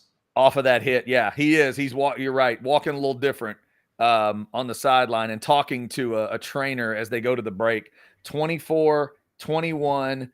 Quinn Ewers, like you said, got to pay for it in some way to get those 3 points. So the 3 points that Sark did not want earlier, he takes them now for a 24-21 lead in the third quarter. What a wild game. If for some reason you have been out of contact today and you're jumping into the watch along, first off, thank you to the 300 folks right at that number in the Specs chat right now. Oh, Chad, people are like, Texas might lose this game. We got to see what Catch and Chad have to say. They got to get in. I understand. Specs chat. Thanks to Specs for being the great partner they are. Thanks to Pinthouse. You see what it is on Texas games. Wear your UT gear. Get to a Pinthouse location. $2 off pints when you wear your Longhorns. Look at that incredible stuff. Look at the pizzas are amazing. The burgers, incredible. I've heard I need to try one of those burgers. I can't get past the pizza. If you panic, just say cannonball and a fish. That's all you need. Cannonball, electric jellyfish. It'll do you right.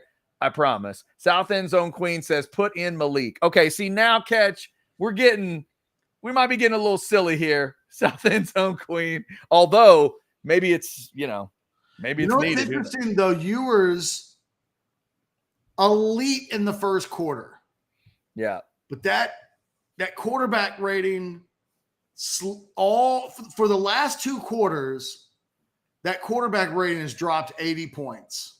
Yeah. Well, I mean, it had to on some level, right? Yeah, but it is not stop. It's it's still dropping.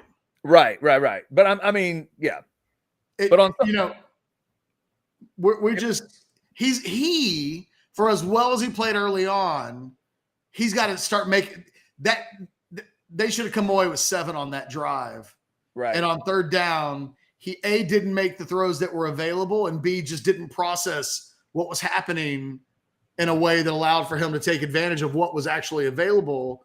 Now, Chad, we're in a critical junction. Yeah. Oh, there's no We're doubt. in win the game mode now. There it is. Okay. Yeah. And I would have definitely said that at around, I mean, 2 minutes to go in the third quarter. Well, definitely 21 all. I definitely would have been at that point too. Oof. Whoa. Damn. Come on now. That's just wow. It's distinct. It's a distinct comment. Hey, but you know what? Put that back up. Put it back up. If Barb's is going to spend, what was it? $10? Well, no. No, see, they that was clever. They tried that. That's not an actual super chat. That's not an actual super chat. I don't think that doesn't count, does it? It was $2. Oh, $2. $2. The Better Off Dead super chat. $2. Okay. Damn. Fair enough. Oh my God. Obviously, Texas defense needing to stop whatever Houston's going to try here. They had a nice drive on the last one. People are nervous, Chad. We have a nervous crowd now. By the way, might as well hit that thumbs up button if you're watching, and maybe even get ready, like write down that tomorrow you're going to watch some NFL down at the Pinthouse, any of their 4 locations in the Austin area. Defense comes out. That was nice. Good stop. Good string. I tell you, he's quietly having a good game is Anthony Hill. Yeah, and the first time I've seen. That's the first time I've noticed Byron Murphy today. Me too. I'll say first time I've seen 90 make a play. That was nice. They strung it out there. That was a gang tackle, loss of 2, 2nd and 12. Let's see if the Texas defense can put a foot on a neck here and make Houston uncomfortable. Wow, rushing yards -8 for Houston. Texas done a great job there. Smith, a little swing pass out to the left. Good tackle for Texas. Ford getting out there to help me catch. Who's 23? Thompson? 23? 23 for Texas. Is that Thompson? No. Who is that? I'm sorry. No, that's all right. I don't know why. Sorry, Barron. My bad. Barron. Janae Barron. I don't know why I couldn't figure out who 23 was. Barron gets out there, makes a great tackle along with Ford helping out. Now it's 3rd and long. Get them off the field if you can, if you're Texas. And they don't. And they do not. That Sorry, goes back. It sounds like I'm a little bit ahead of you there. Yeah, I think you might be. We're going to get right. We've got less than 2 minutes to go in the 3rd quarter. And by the way, that's the first time Jahdae Barron's name's been mentioned all day. If we're going to keep it a buck, as Texas is in a dogfight with Houston right now, this is the 2nd consecutive game that I would argue at a very large amount of the players we consider to be the best players on this Texas defense have been mostly no-shows today. So a 1st and 10 here is Houston headed out towards midfield after getting that 1st down. Incomplete pass on 1st down. So we're almost done with the 3rd quarter here. Only a minute 16 to go. Man, these new clock rules are making college football games fly a bit. Jeff Ketchum. I mean, it is they are getting the efficient games they were looking for with this clock change. By the way, we're not far away from, like, statistically, Donovan Smith is having as good of a game as Quinn Ewers is. Wow. Never would have thought that early on. And statistically, it's basically a wash. Yep. Ewers sitting at a 160 rating. Smith's at a 165 rating, but Smith's the guy with 3 touchdowns. Yeah, it's true. That's crazy. 3rd and 7 coming up. Texas did a good job of minimizing the 2nd down reception. A little swing pass out to the right. Thing is, it feels like we're at a point now where I believe that Houston will convert more than I believe that Texas will stop them from converting. 2 for 7 and an average of about 12 yards per 3rd down. But Houston does feel like they're in a good rhythm right now, and they converted it again. You're right, Catch. And now they're 3 of 8, which is what, 37.5%, which, that's at least respectable on 3rd downs. But they've got it cooking in the passing game. And if Texas, look, this is going to be the last 2 minutes of the game kind of game. If this Texas defense, well, honestly, I guess all 3 phases of the game have got to play better, but this game's playing the way Houston wants it to be played. And the same thing we said at the end of the 2nd quarter, we're saying about the end of the 3rd quarter. It doesn't feel like Texas has a lot of ideas on defense. And you wouldn't quite say that in totality about the offense, but you're not far away from it either. They're still not getting the ball to Worthy. Did Worthy even catch a ball in the 3rd quarter? I don't think so. Caught 1 for 7. Okay. Whittington got 1 for 3. Mitchell had no targets, or maybe he had 1 target, the fourth down target, and Sanders had another catch. But combined, I don't think those 4 players combined to have 20 yards receiving in the 3rd quarter, and that's on the heels of basically the same stats in the 2nd quarter. This Texas passing game is sunk. The passing game is sunk, and the pass defense is sunk. And they are right now, I think, in a very precarious position as the 4th quarter starts. Yeah, now let me finish my rant, Chad. This is a C- performance. On the back end of 2 weeks ago was probably a C- performance, or maybe C+. But Texas fans, honestly, if you're watching this, no matter how this game ends, and you're still talking playoffs on Monday, you're not catching what's really happening with this team, which is some pretty average football outside of an Alabama game performance. And look, they may hold off Tennessee today, and that may be an even better win tonight than it was before the day started. Texas got to play better football, and this isn't good enough. There are tougher games on the schedule than it's not like Houston's playing in front of a raucous crowd and Texas can't hear themselves. And this isn't Stillwater.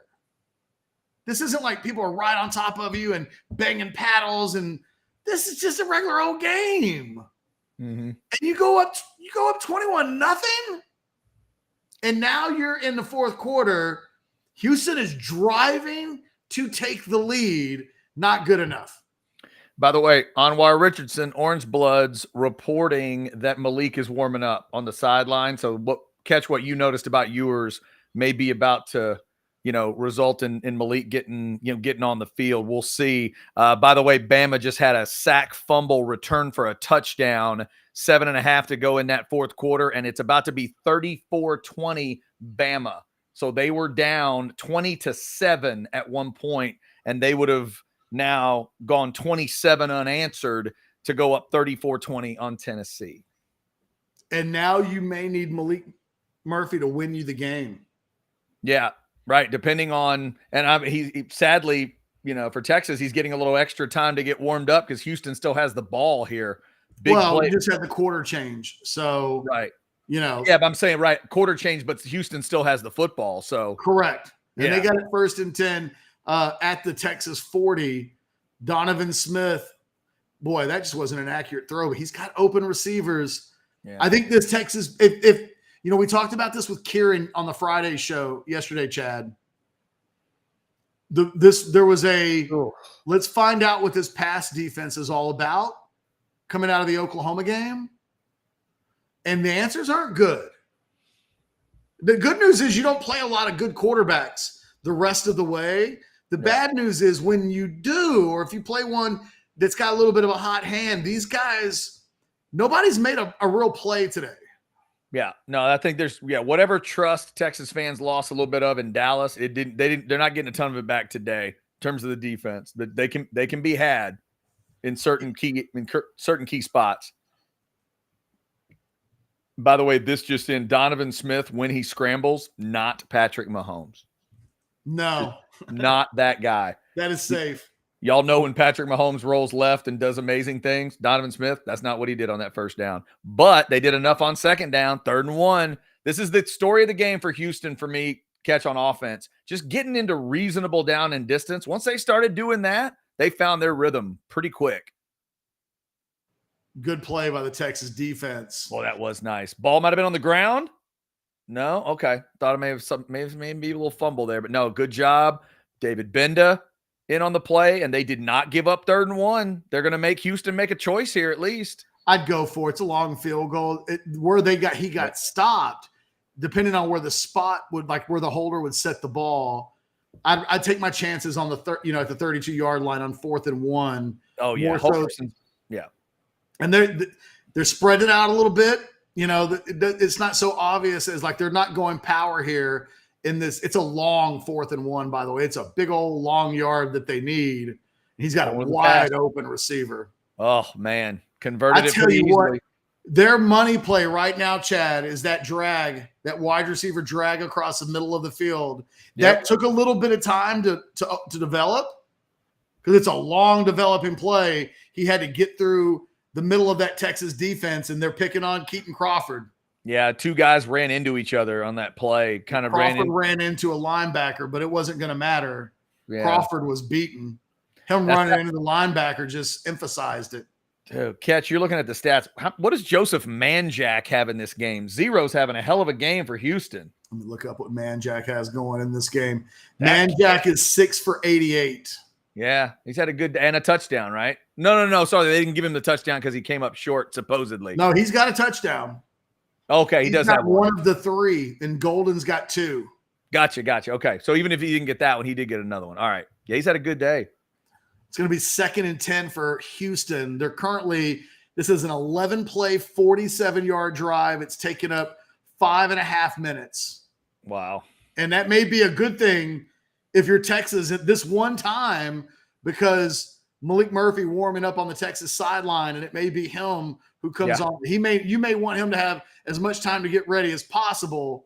Great point. Hey! Oh, how about a pick in the end, stay in the end zone? There you go. And I just was talking about, we haven't seen a Texas DB make a play all day, and out of nowhere, bad throw, probably a bad throw, maybe miscommunication. The bottom line is Michael Taft makes an interception in the end zone to kill that drive.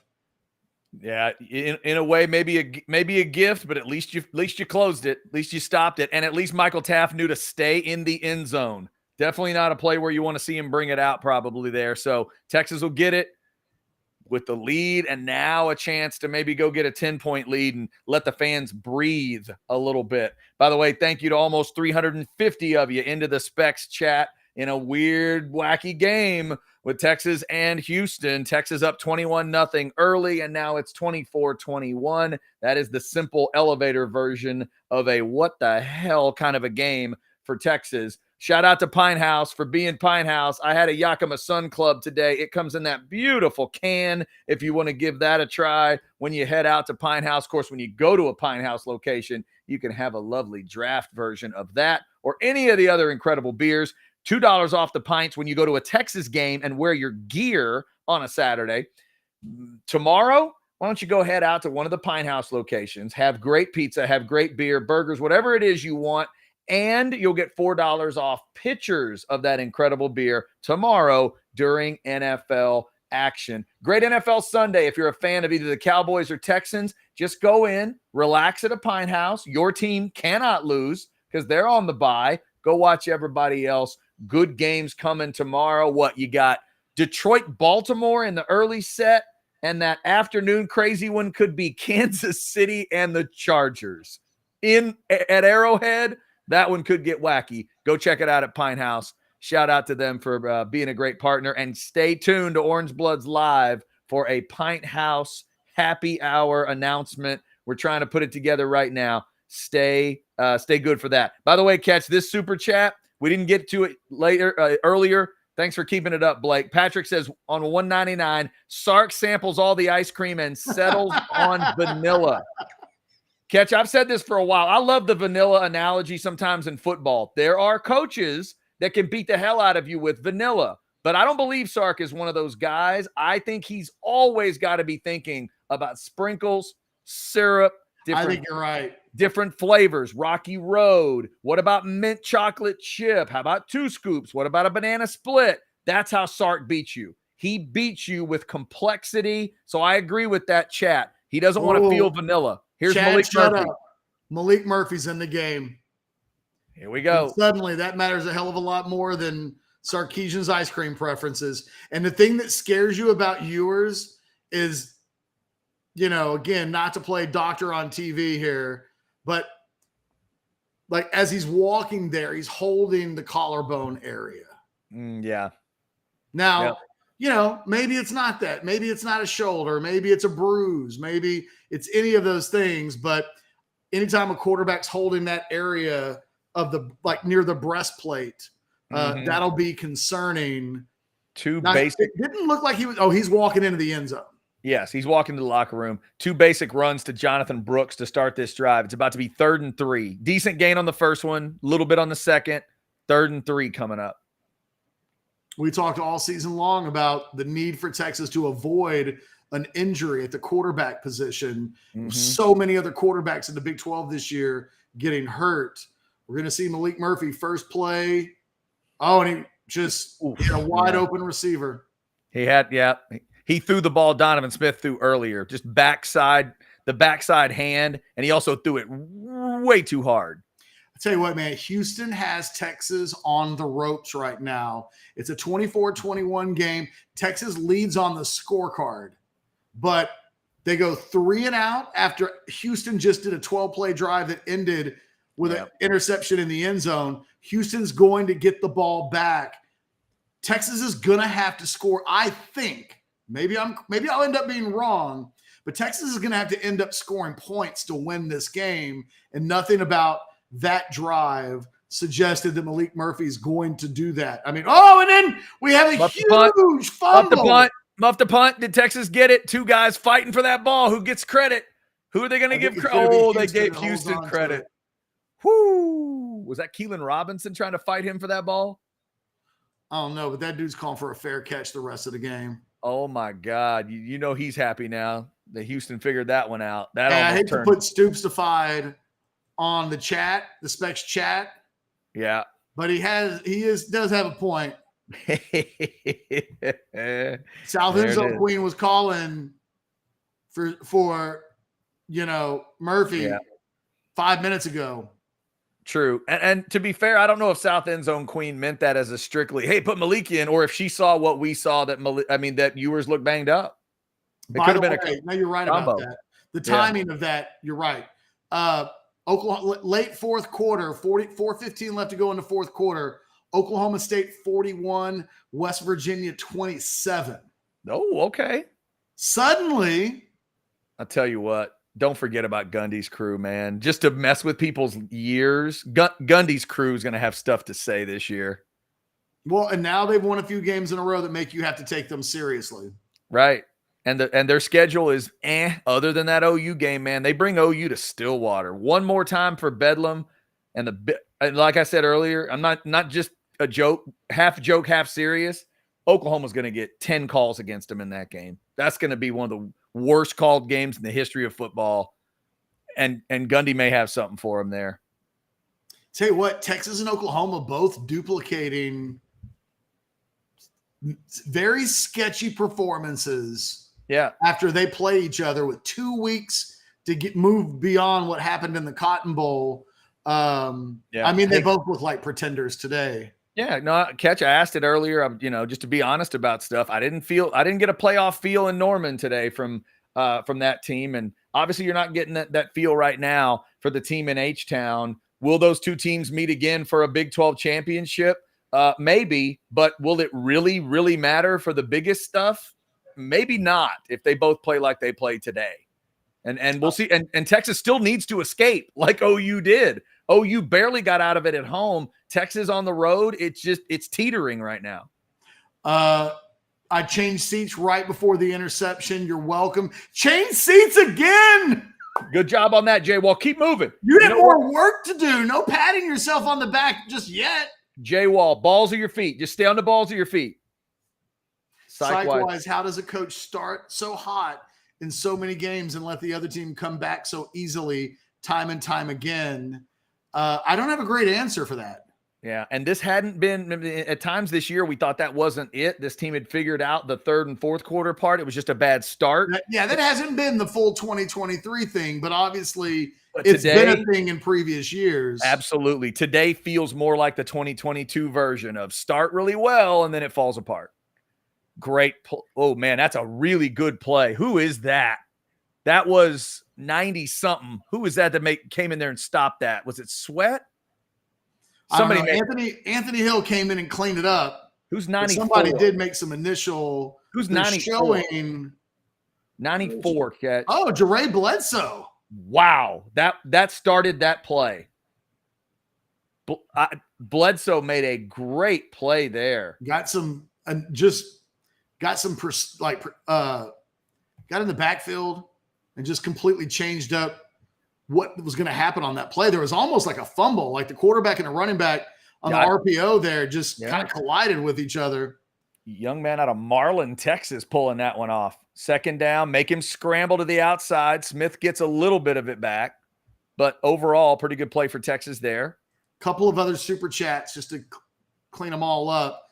Colin says, stop playing man. Our safeties can't guard anyone. How hard is it to see? Scouting report is out. I mean, I don't think Houston had Jim Harbaugh send his guys to the Texas games this week or the previous weeks, but man, maybe the word is out. Texas coach is right. It's 3rd and 7. Yep. It's a big play in this ball game. 10-12 left. But if you're Texas, right after Houston forces you to get a 3 and out, if you can get a 3 and out, especially at this situation where you give Malik Murphy good field position. And yet, boy, they are working the crossing patterns. Uh-oh. The field. Uh-oh. Is right. Now you just let him go. And they're going to get 15 more on that. And they do. Add 15? Thought I saw a rep. Yep, I saw a rep behind the play. Throw a late flag. So you're going to add 15 to that. It's going to set Houston up around the Texas 20. There's only one obvious way you could have made that play worse. My God. You got him inside the 10-yard line. It's wide open across the middle. Michael Taft misses. Malik Muhammad misses, or I think that's who that was. Or Holmes, maybe. Oh, that's a bad call. Hill touches him, but I wouldn't. Yeah, that's Hill trying to stop himself. And you know what else there is? There's a guy on the sideline. Hill's trying to kind of avoid there. He gets clipped, and that's what causes the unsportsmanlike penalty. I don't like that call. No, I don't love that either. Especially when you have a random Houston player with no helmet on running down the sideline with the play that kind of gets in Anthony Hill's way there. That play had done enough. You didn't need to add to that. Well, and like I said, he's really not going in for any contact. No. He gets clipped in the feet by his own teammate. My guy 40 causes him to lose his body control. If I'm the officials, part of me wants to call that, and then part of me wants to say to number 47 of Houston, what the hell are you doing there? So I'll call nothing. That's probably what should have happened. And Gavin Holmes, by the way, injured on the play. He's going to be out. Yeah, he's received the majority of the snaps today at corner over Malik Muhammad. He's the second guy here, once the guy catches the ball, he avoids Taft, and the second guy is Holmes dives and hurts himself. He dives, and did he get kicked in the helmet? I couldn't tell, but he ends up. It didn't look like anything other than a bet. That may be like a Premier League tackle dive. Right. Like you get hurt, and then you act like you're hurt to excuse the awful tackling. Catch somebody on the chat, super chat, $1.99. They're trying to help you. Here's some cash for your bus ticket to Juarez, Jeff. $2? He needs more than that. I need more than that. Bus costs a lot. Come on now. I mean, need some help. It's not 1953. No. The ball officially set at the Texas 22. Yeah. 1st and 10, 9:35 left in the game. Oh, Smith, a little quarterback. That's a really good job. Jahdae Barron makes his best play of the game so far. Yeah. Good play. It looked like the Red Sea was parting. Yeah. And I thought Donovan Smith was going to get a bigger gain out of that play. Barron comes up, though, makes a nice tackle. Yeah, it ends up being a 2-yard gain, and it looked like that might have gone for 10. I was going to say, I thought it was going for 15 easy when he took off. That was great. That's a great play by Barron. Let's see if it matters. Well, now they got to make more plays, and Houston hasn't been able to run the ball all day. Chad, so this is going to be really interesting because Houston's facing what's going to be about like 3rd and 1.5, although now there's a flag, and they may get Houston here for an unsportsmanlike conduct penalty, and that's going to make Holgerson I just saw Texas. Aneurysm. I just saw a Texas player without a helmet, and it's Terrence Brooks. So I'm wondering, did somebody rip his helmet off, push his helmet off? I mean, yeah, it's a personal foul. It's a face mask. Helmet comes off. Forget about what I was just about to say, which is Houston's going to have to make a decision about field goal touchdown. If it's 3rd and 1, yeah. Oh, yeah. Wow. Terrence Brooks didn't even have to argue for it. It was just like, my helmet didn't come off by itself. Dude, that was weird. He looked like an action figure when we were kids and the helmet pops off, or there's a button that makes it pop off. That thing, it's weird how easily that helmet came off. It wasn't strapped tightly. Yeah, it's weird how easily the helmet came off. By the way, that's Houston's first penalty of the game. Wow. Okay. You know what? Maybe I would call that pass interference back in the first half, since they haven't called anything else. Yeah. A little surprising here. Houston on 3rd and 16, so we're going to see a field goal attempt of about 40 yards. I can't believe they didn't work the middle of the field. Like, that's been their go-to. And, God, Lee, comes field goal. I told you that Texas was going to have to score again if they're going to win this game. You're right about that. And Houston's lining up for a field goal that's just going to put an unbelievable amount of pressure on Malik Murphy. And I don't know if he's ready for it, honestly. Right. No, that's. And if he makes his field goal, which he did. Nope, he didn't. No, he did. Okay. My mind's playing tricks on me. Am I a little bit ahead of you now? It looked to me like he pushed it a little bit, but I see why you thought he might have missed it, but he got it. I think if you ask me right now who wins this game, Houston wins this game. Ugh. It's 0-0 with 7 minutes and 43 seconds to go. No, they definitely feel like they've got that momentum. And well, it's because it's, they're the team that, let's face it, they're the team playing right now like they're ready for a close game. Texas, well, they're on a 24-3 run. Yeah, Texas was ready for the parade route at 21-0, and now it's going. You know what this? I don't know if it's the same thing, Catch. Honestly, I didn't watch this whole game, but remember when a bunch of people turned off Colorado up 29-0? Like, I wonder how many. I hate that you're bringing that up because that's a horrible metaphor / reference point. Not because you're wrong, but I'm just wondering.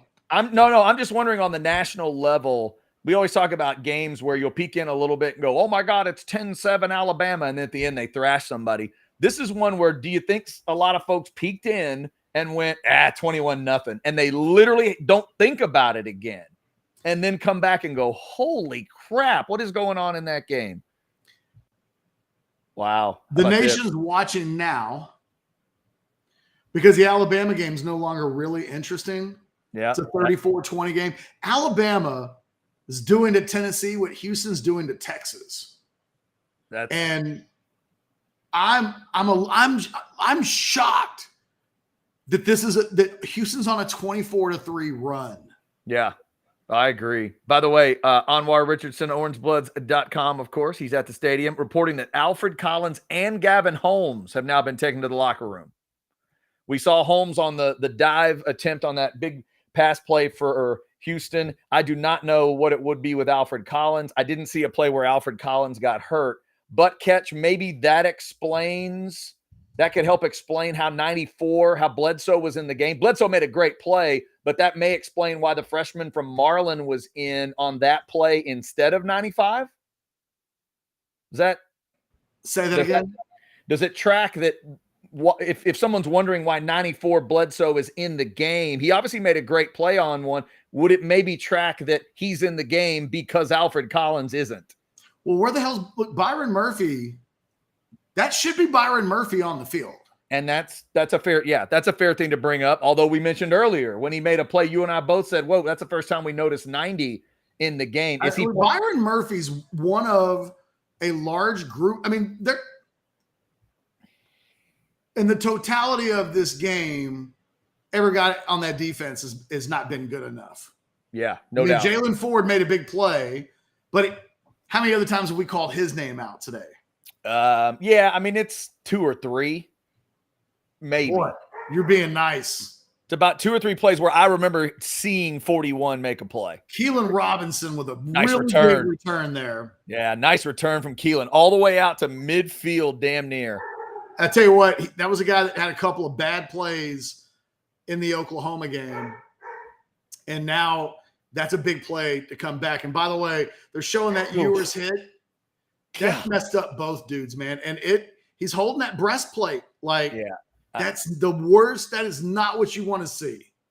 No, and now he's in a sling. And, no, he's not. He's not. Is he in a sling? He's in, street he's clothes. Not a uniform. Maybe I was wrong. No, I can't that comment back. Yeah, no, he had like a towel over his shoulder, and then I think what you were seeing was maybe a little like a black, some sort of pad he might be wearing or some kind of shirt. I couldn't tell if that was actually a sling. I know why you said it, though. It looked a little bit like that. 1st and 10, Malik Murphy in shotgun.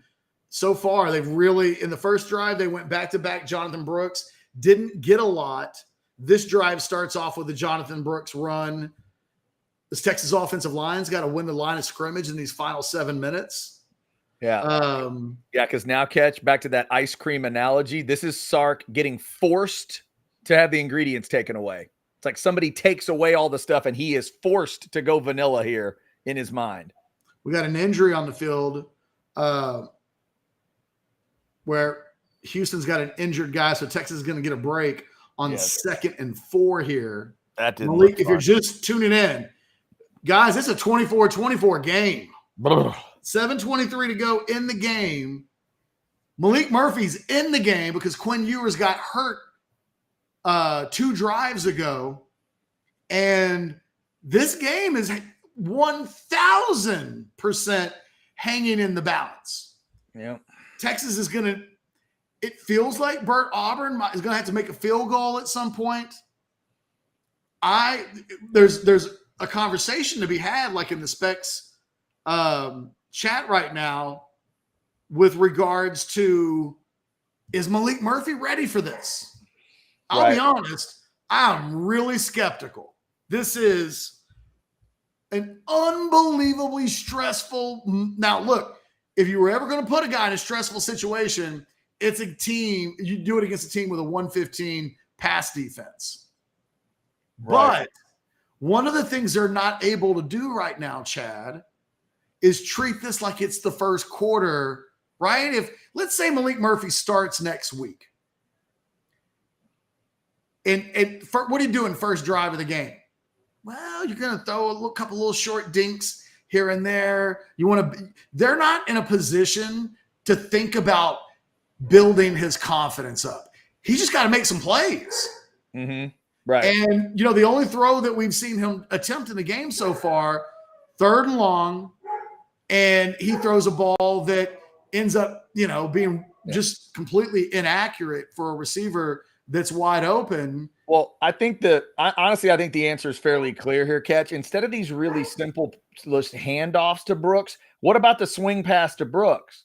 The little swing passes to Brooks have been really effective. Texas has blocked the plays really well. Let him develop some of it that way.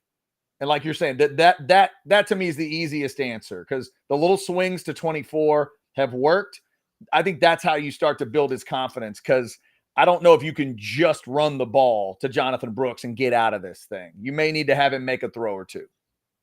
I tell you what, this is, and boy, are they gonna have to bring the card out? He was laying the big man on the field, and he's still on the field. Yeah, Catch, it was a bad situation. He's laying down, and they showed him in his leg. It wasn't like a leg going completely the other way. It looked like his knee had either locked up on him or just some kind of deal where you could tell he couldn't move. And he's a big guy that's out there feeling like, I can't move. So it's like, now I guess they're trying to figure out how to stabilize whatever it is. All right. Well, we have a break in action. They may end up taking another timeout, TV wise, before it's all said and done here. The Longhorns have the ball. It's going to be 2nd and 4. And man, I can't stress it enough. Like, it's a game. It's a game. Even Catch says it's a game, kids. You know it's a game. Come on now. Well, because I said the game was over at 14-0. Yep. And then it became 21-0. And at 21-0, I agreed with you. And the closest thing I can think of is it's similar to the 95 Texas OU game, where they go up 21-0 early on, right? It looks like Texas blowing the doors off.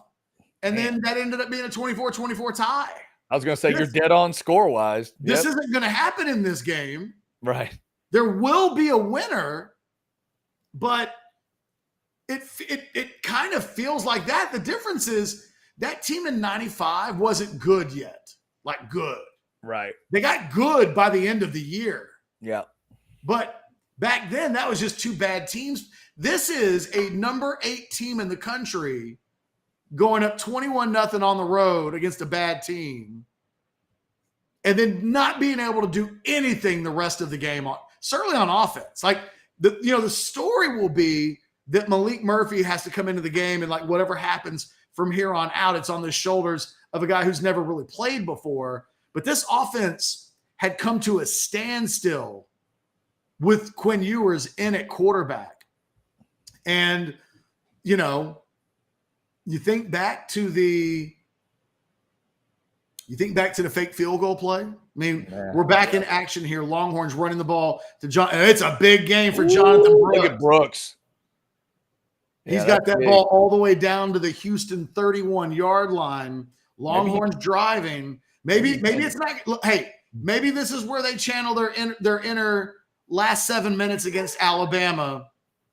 And they just run the ball and run the clock out and win this game with the running game and don't put pressure on Malik Murphy. They're going to let him throw the ball there to Jordan Whittington, high throw. Jordan Whittington makes the catch. Nice play. Nice productive second down play. Yeah, you can't totally protect it here, Catch. I like that play. Again, like we said, give him a little short pass, something for some rhythm. Brooks is your key here, but you can't totally shut Murphy down and just have him hand the ball off.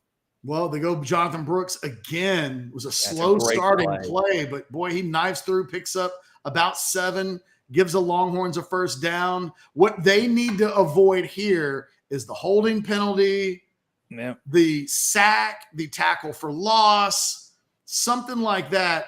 Boy, again, slow developing plays. Like guys are just standing around and only Jonathan Brooks. That's a weird catch. That play felt like there was a penalty was called and it wasn't called. You know what I mean? There's a lot of people watching Jonathan Brooks get ready to run. Ends up only being about a 2 or 3 yard gain, but strange. By the way, Jonathan Brooks sitting at 99 yards rushing. He's coming out. I want to apologize to everybody who I gave prize picks. None of the prize pick stuff. Woo! Right up the middle. CJ Baxter. Touchdown. Oh, Sarkisian. He is like the coach in oh no. You're not going to go Bud Kilmer on us, are you? Are you about to go Bud Kilmer? Water boy. When the coach starts taking his clothes off and he's got like the nipple ring and all like they go Malik Murphy straight handoff to CJ Baxter, big hole that DJ Campbell helped seal off. Good job by Campbell. And Baxter kind of had a walk in the park into the end zone. Longhorns, they're up 31-24 now, 5:37 left to go. Hey, good job, Texas offense. At the end of the day, it don't matter how it looks. It matters that it happened. And the Texas offense, for the first time since the second quarter, closes out a drive with a touchdown. They break, oh my God, they break the 30-point mark, which I can't believe that's a thing. But they're sitting at 31 now. The Texas defense is in a position where don't let them score a touchdown, and you win a game. Yeah, no doubt. Got to close it out like obviously they couldn't do in Dallas. Nice drive there. And again, only one Malik Murphy pass. The run game had been big. Stick with it and get it done. By the way, Bama does get it done. They finish off Tennessee 34-20. So it was 20-7. Bama finishes 27-0 to win that game. So if you're looking for that Texas resume, if that discussion is still there at some point, that's that. But obviously it's your own resume you're dealing with today, Texas fans, that you didn't expect. 31-24. So Texas gets the big score when they need it. Now, like Catch said, let's see what this defense looks like with 5.5 minutes to go. You trust this defense at this point? Look, before we even know where this drive starts, yes or no, Houston, let's not say scores a touchdown, but do they drive the field here? I'm going to say no. I honestly don't know what to think. Okay. I know that on the last drive, they stopped working the middle of the field. And when they've worked the middle of the field in this game, Texas has had really no answer. Yeah, no, that's true.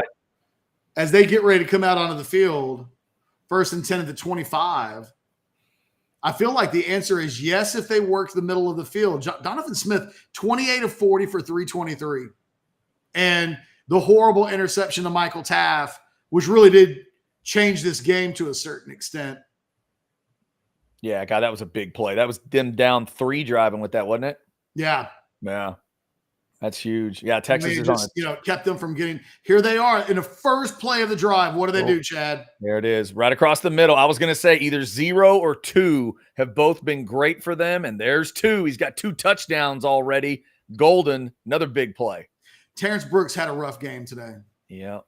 I mean, and Matthew Golden is really, really fast, and Terrence Brooks looks like he knows it. Yeah, I was going to say he treated that like he was facing Jerry Rice in his prime. Sets up 1st and 10 from the Houston 49.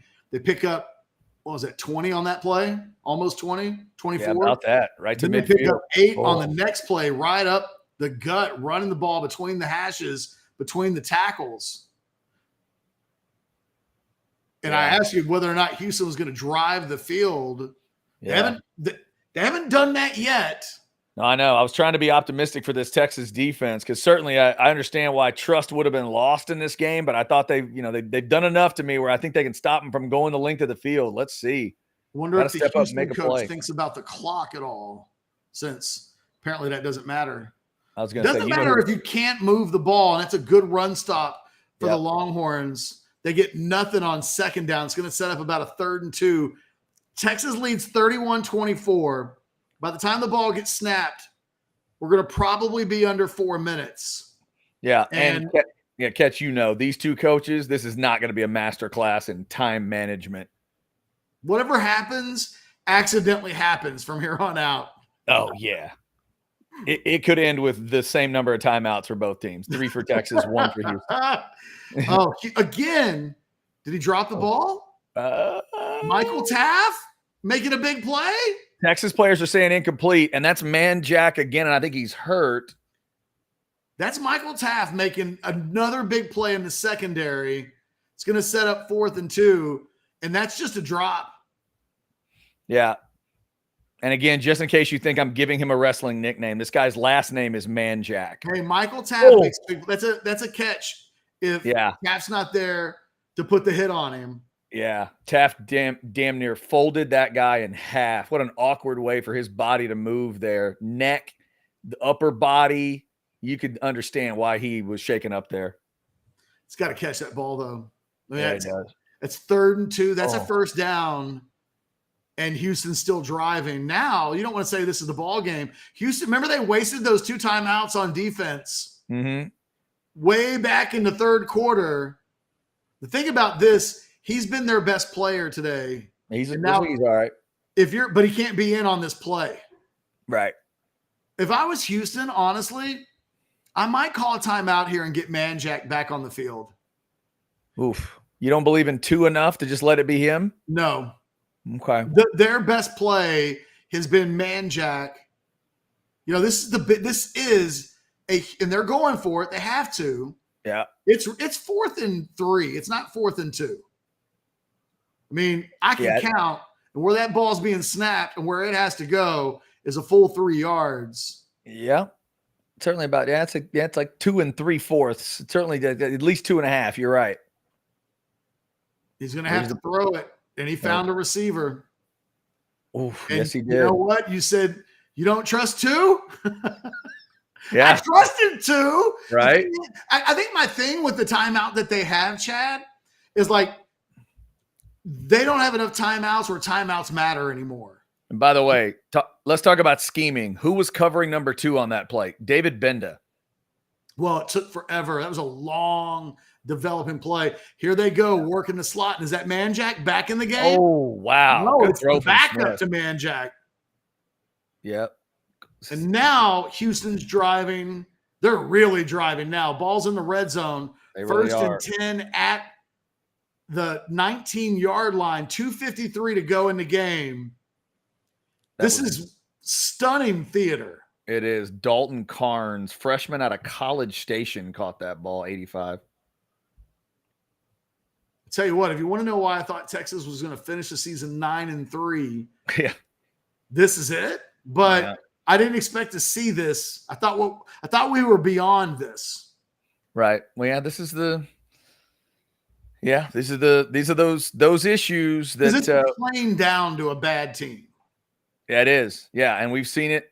We've seen it with this team the last couple of years. We've seen it with Sark. We've seen these things. So this is why the Texas fans that have been concerned, Catch, and nervous for a couple weeks, this is why.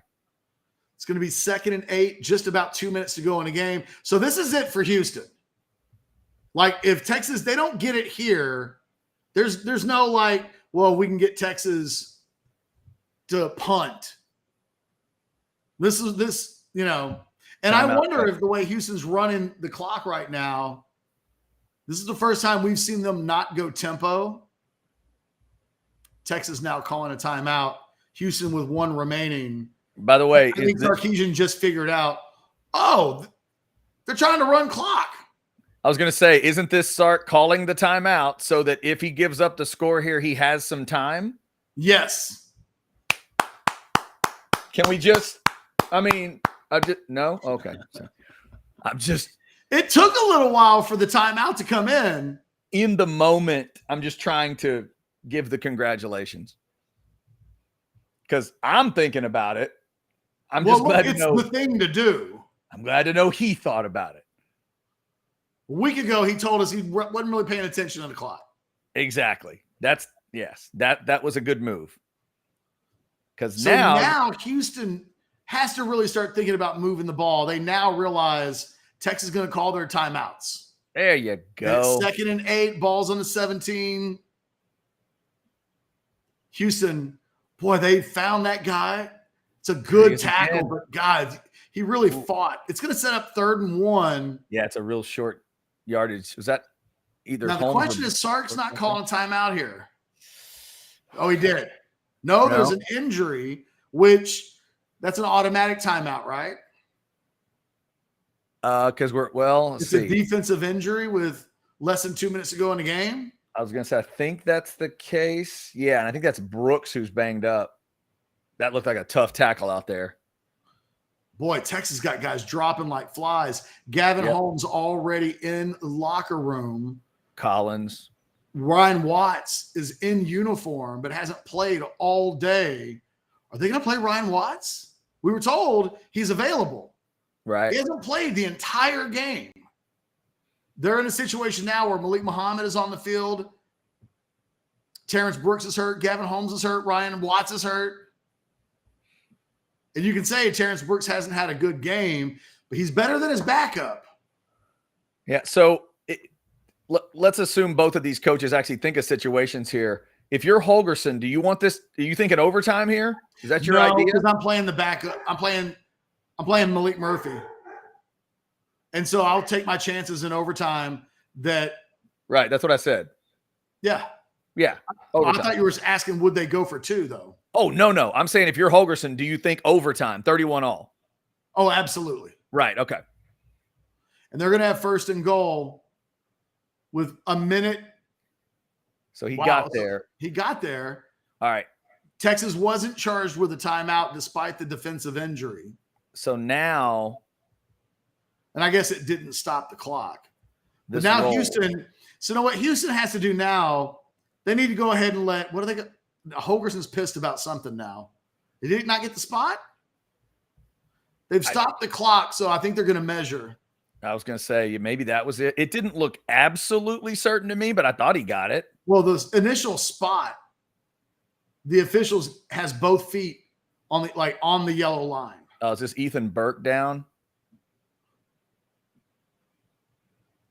I wonder if this is. Do you think Holgerson thinks this is a faking an injury situation? Could that be what he's griping about? Hard because I'm not listening to the audio of the Right. Oh, Sark thinks it's 4th down. I thought they got the 1st down. What looked like from the television standpoint pretty easily. I'll give Tavondre Sweat credit that he's the one that grabs him and kind of pulls him back. But the question is, is it enough? I can't see a marker on that replay.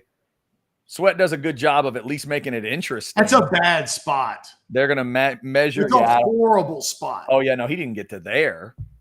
But that'll give him the 1st down for sure. No, it's short. Oh, it's no. a horrible spot. He got to the 9, and they spotted him at the 9.5. Oh, you're saying they slided Houston. I'm saying it's a really bad spot. Mm-hmm. All right, let's see. He's past the 9.5 now. There's the 10. There's the 9. Oh, He's at the 9. And they gave it. They spotted that at the 9.5. Oh, geez. Yeah, it's a bad spot. It's no doubt. A wretched spot. Yeah, that's terrible.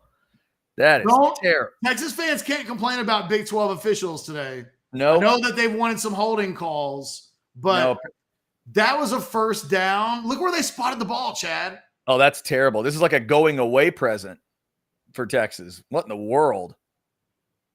Yeah, that's bad. 4th and inches, and Houston's going. Obviously, they've got to. Yeah, no, they got to. Ball game right here. And they're going with a shotgun snap on 4th and inches. And it's an incomplete pass, and Texas rolling out to win this game. Oh, my God. Incomplete pass. Texas defenders go crazy. Dana Holgerson is ready to strangle someone. He has such a right to be mad. Oh, my God. The Big 12 officials screwed Houston. That's their welcome present to the Big 12. Oh my God. Catch, how do you have as many angles and cameras and stuff as they have, and they can't get that play better than that? Well, and it's And a bad throw on 4th and 1. Yeah, bad play, bad pass, bad everything. Holgerson knows. That's so bad. Yeah. Oh, and Sark. Texas, hey, look, Texas is getting out of Dodge. Yep. They're going to pick up a victory. Look at this spot. Look where he is. Yeah. Oh, it's Even just after they spotted it a full yard backwards from where he was. Yeah, and again, I'll give credit to the one Texas player that created it. Tavondre Sweat there catch. Give him credit for, like, what do they call it in baseball with a catcher? Pitch framing. He pitch framed that play. He tackled that guy in such a way that it freaked the officials out to move it backwards. I don't know how he did it, but 93 may need to get more credit than Dana's got a timeout, and he's not going to use it. Why would he? He doesn't need to. That's what I told you. Like, he wasted those 2 timeouts earlier. Yep. And there's just no reason to right now. Unbelievable. The Texans just got to snap it one more time and the ball game's over. What a wacky game this is. Good grief. Hey, just like Oklahoma did today, Catch. Survive and advance. Texas on the road, Oklahoma at home. Neither look playoff worthy today, but they both got a win. I cannot believe how bad of a spot that was. Yeah, that's terrible. Longhorns win 31-24. Hey, I don't have to go to Juarez tonight. Look, hey! It's a little victories in life. Yes, I don't have to worry about you doing a post game and with the freaked out fans while I'm at Stapleton. This is good. It's a good day. Hey, real quick. Yeah, dogs. Had to yell at the dogs. Come on. A couple of super chats before we get out the door. Okay. Are Texas fans still allowed to dream big? Sure. I am always a believer in dreaming big. Knock yourself out. As long as your dream ends at the Arlington city limits. Yep. And then we've got this is why all those close games early matter. Malik had no real experiences leading into this situation. Now we need him to drive us. That was an older one, but yes, you proved to be prophetic. Thank you very much. I'm going to shut my mic off, Chad. Close this out. Orange Buzz postgame show, though, coming up in a matter of minutes. There you go. Check out Ketch and Jason Sukamel and Anwar, of course, who's in Houston. He'll be updating you not only on the game, but those injuries that happened during the game, from Quinn to Collins to Gavin Holmes, other guys that got banged up. Get you full updates on that. Texas wins 31-24. Good grief. So now 6-1 on the year for Texas. Bowl eligibility. It's official. Super chat $1.99. I want my $2 back I sent for the Juarez tickets. We'll see what we can do. We'll see what we can do on that. Hey, thanks to Pinthouse. There's your QR code to scan. Remember that deal for Texas games coming up. $2 off your pints. And tomorrow, $4 off pitchers for your NFL action. And we'll hopefully get that happy hour put together at a Pinthouse. We'll let you know when that will happen. Texas wins at 31-24. Go to Orange Bloods Live. Click on that post-game show. The guys will get you everything as Texas barely goes to 6-1. It's a big whoo. And now they're getting ready for BYU. Texas wins another one. Thanks to Blake, the super producer, for all his great work. Thanks to over 300 folks who went through it with us. Texas gets the win.